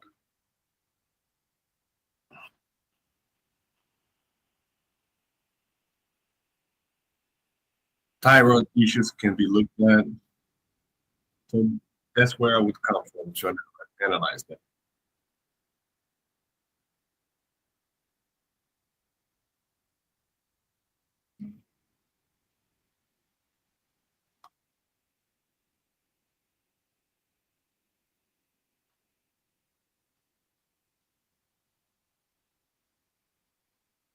My point of view, I agree a lot with what you said. She tends to have a lot of bleed during their periods. This is one of the main reasons of fatigue, because you have nutrition deficiency when you bleed a lot.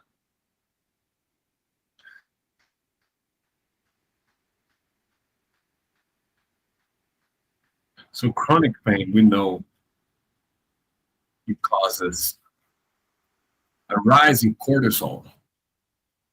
In the beginning, makes you react and makes you active in the beginning. But later on, in long term, the cortisol drops. It happens usually with fatigue. So maybe when someone asks you, listen, you need to deliver this for tomorrow, the person doesn't even have the spike in cortisol that was needed. So multifactorial causes of this fatigue. And it must be treated in a manner, multidisciplinary manner.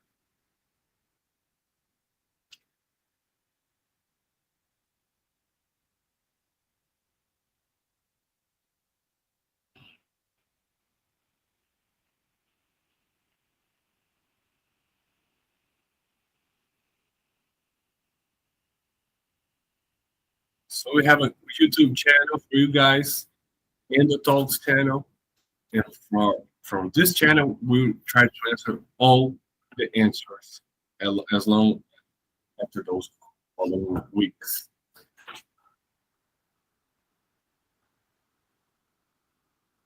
Just in a little bit, we'll be back with the closing ceremony. Thank you, guys.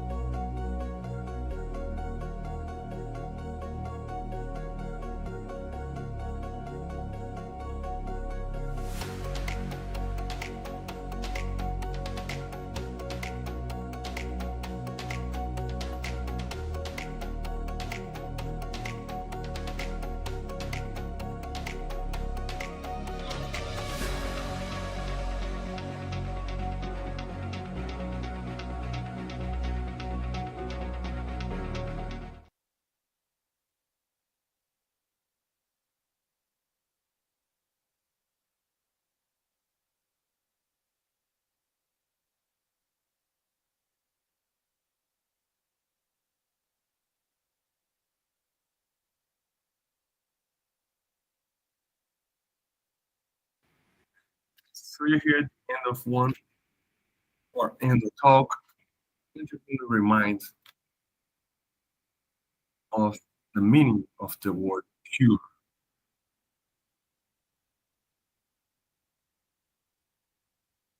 So now we want to say, what is cure for you?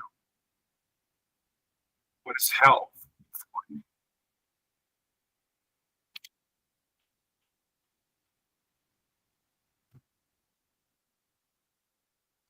And it wasn't fast. It wasn't a fast process to have a cure. So even being a gynecologist shows a lot how we see ourselves.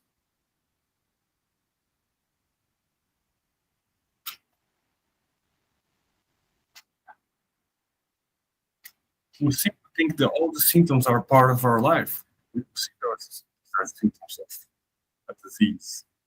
Until someone that lives with you, they tell you, well, that's not normal. There's something happening to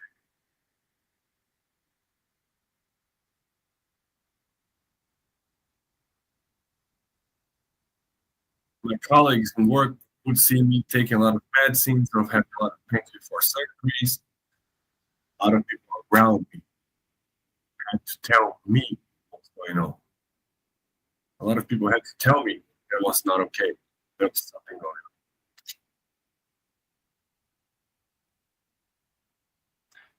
on. I did the hormone use for a long time. I did have a lot of collateral side effects. So I made the option to have surgery. When we go through surgery, we have a lot of expectations that after the surgery will be good and won't feel the symptoms anymore.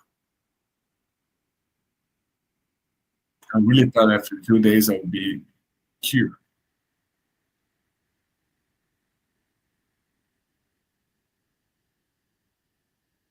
But it wasn't like that. I have a post-surgery period, very complicated. I had malnutrition, nutritional pain. I had nutritional. I had a nutritional professional with me. And if you ask me today, are you cured? Do you have pain? I don't know. I still have pain. I still have the consequences of the disease. But I feel cured in many other ways.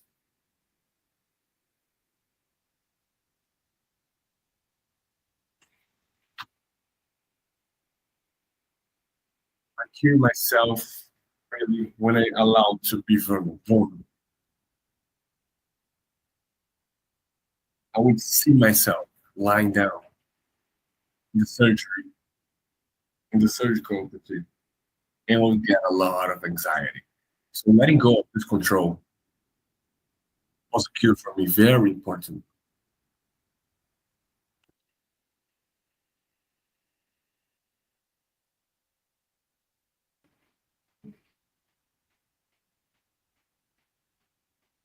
When I treat patients, I also see my cure.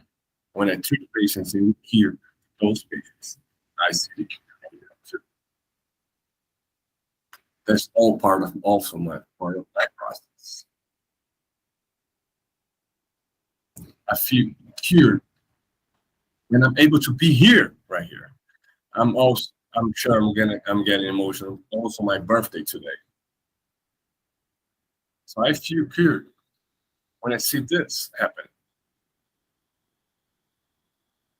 When I'm able to talk about it.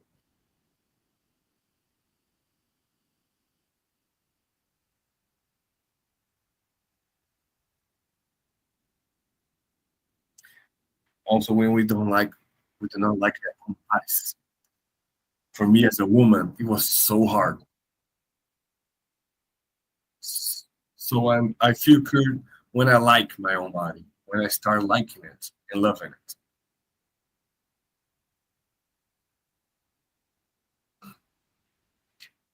So I see cure in all of that.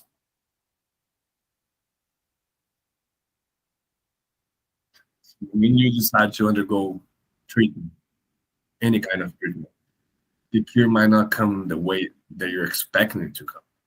but it come in many different ways. I think everyone was involved in in this process. The clinic, Alira, it was amazing.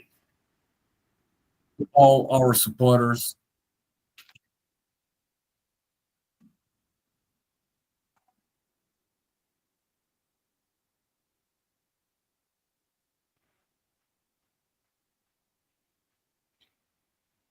So I thank you guys for being here.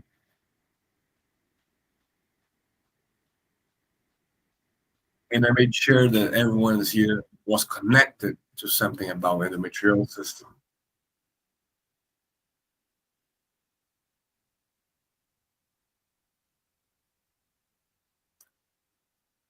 So those brands that by women, conducted by women, this move, this makes me happy.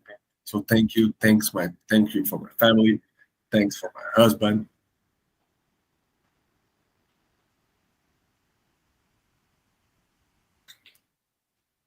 And I hope that this event healed you in some way. Because I'm sure that we talking about this here. We hear some in some way every day. See you guys next year.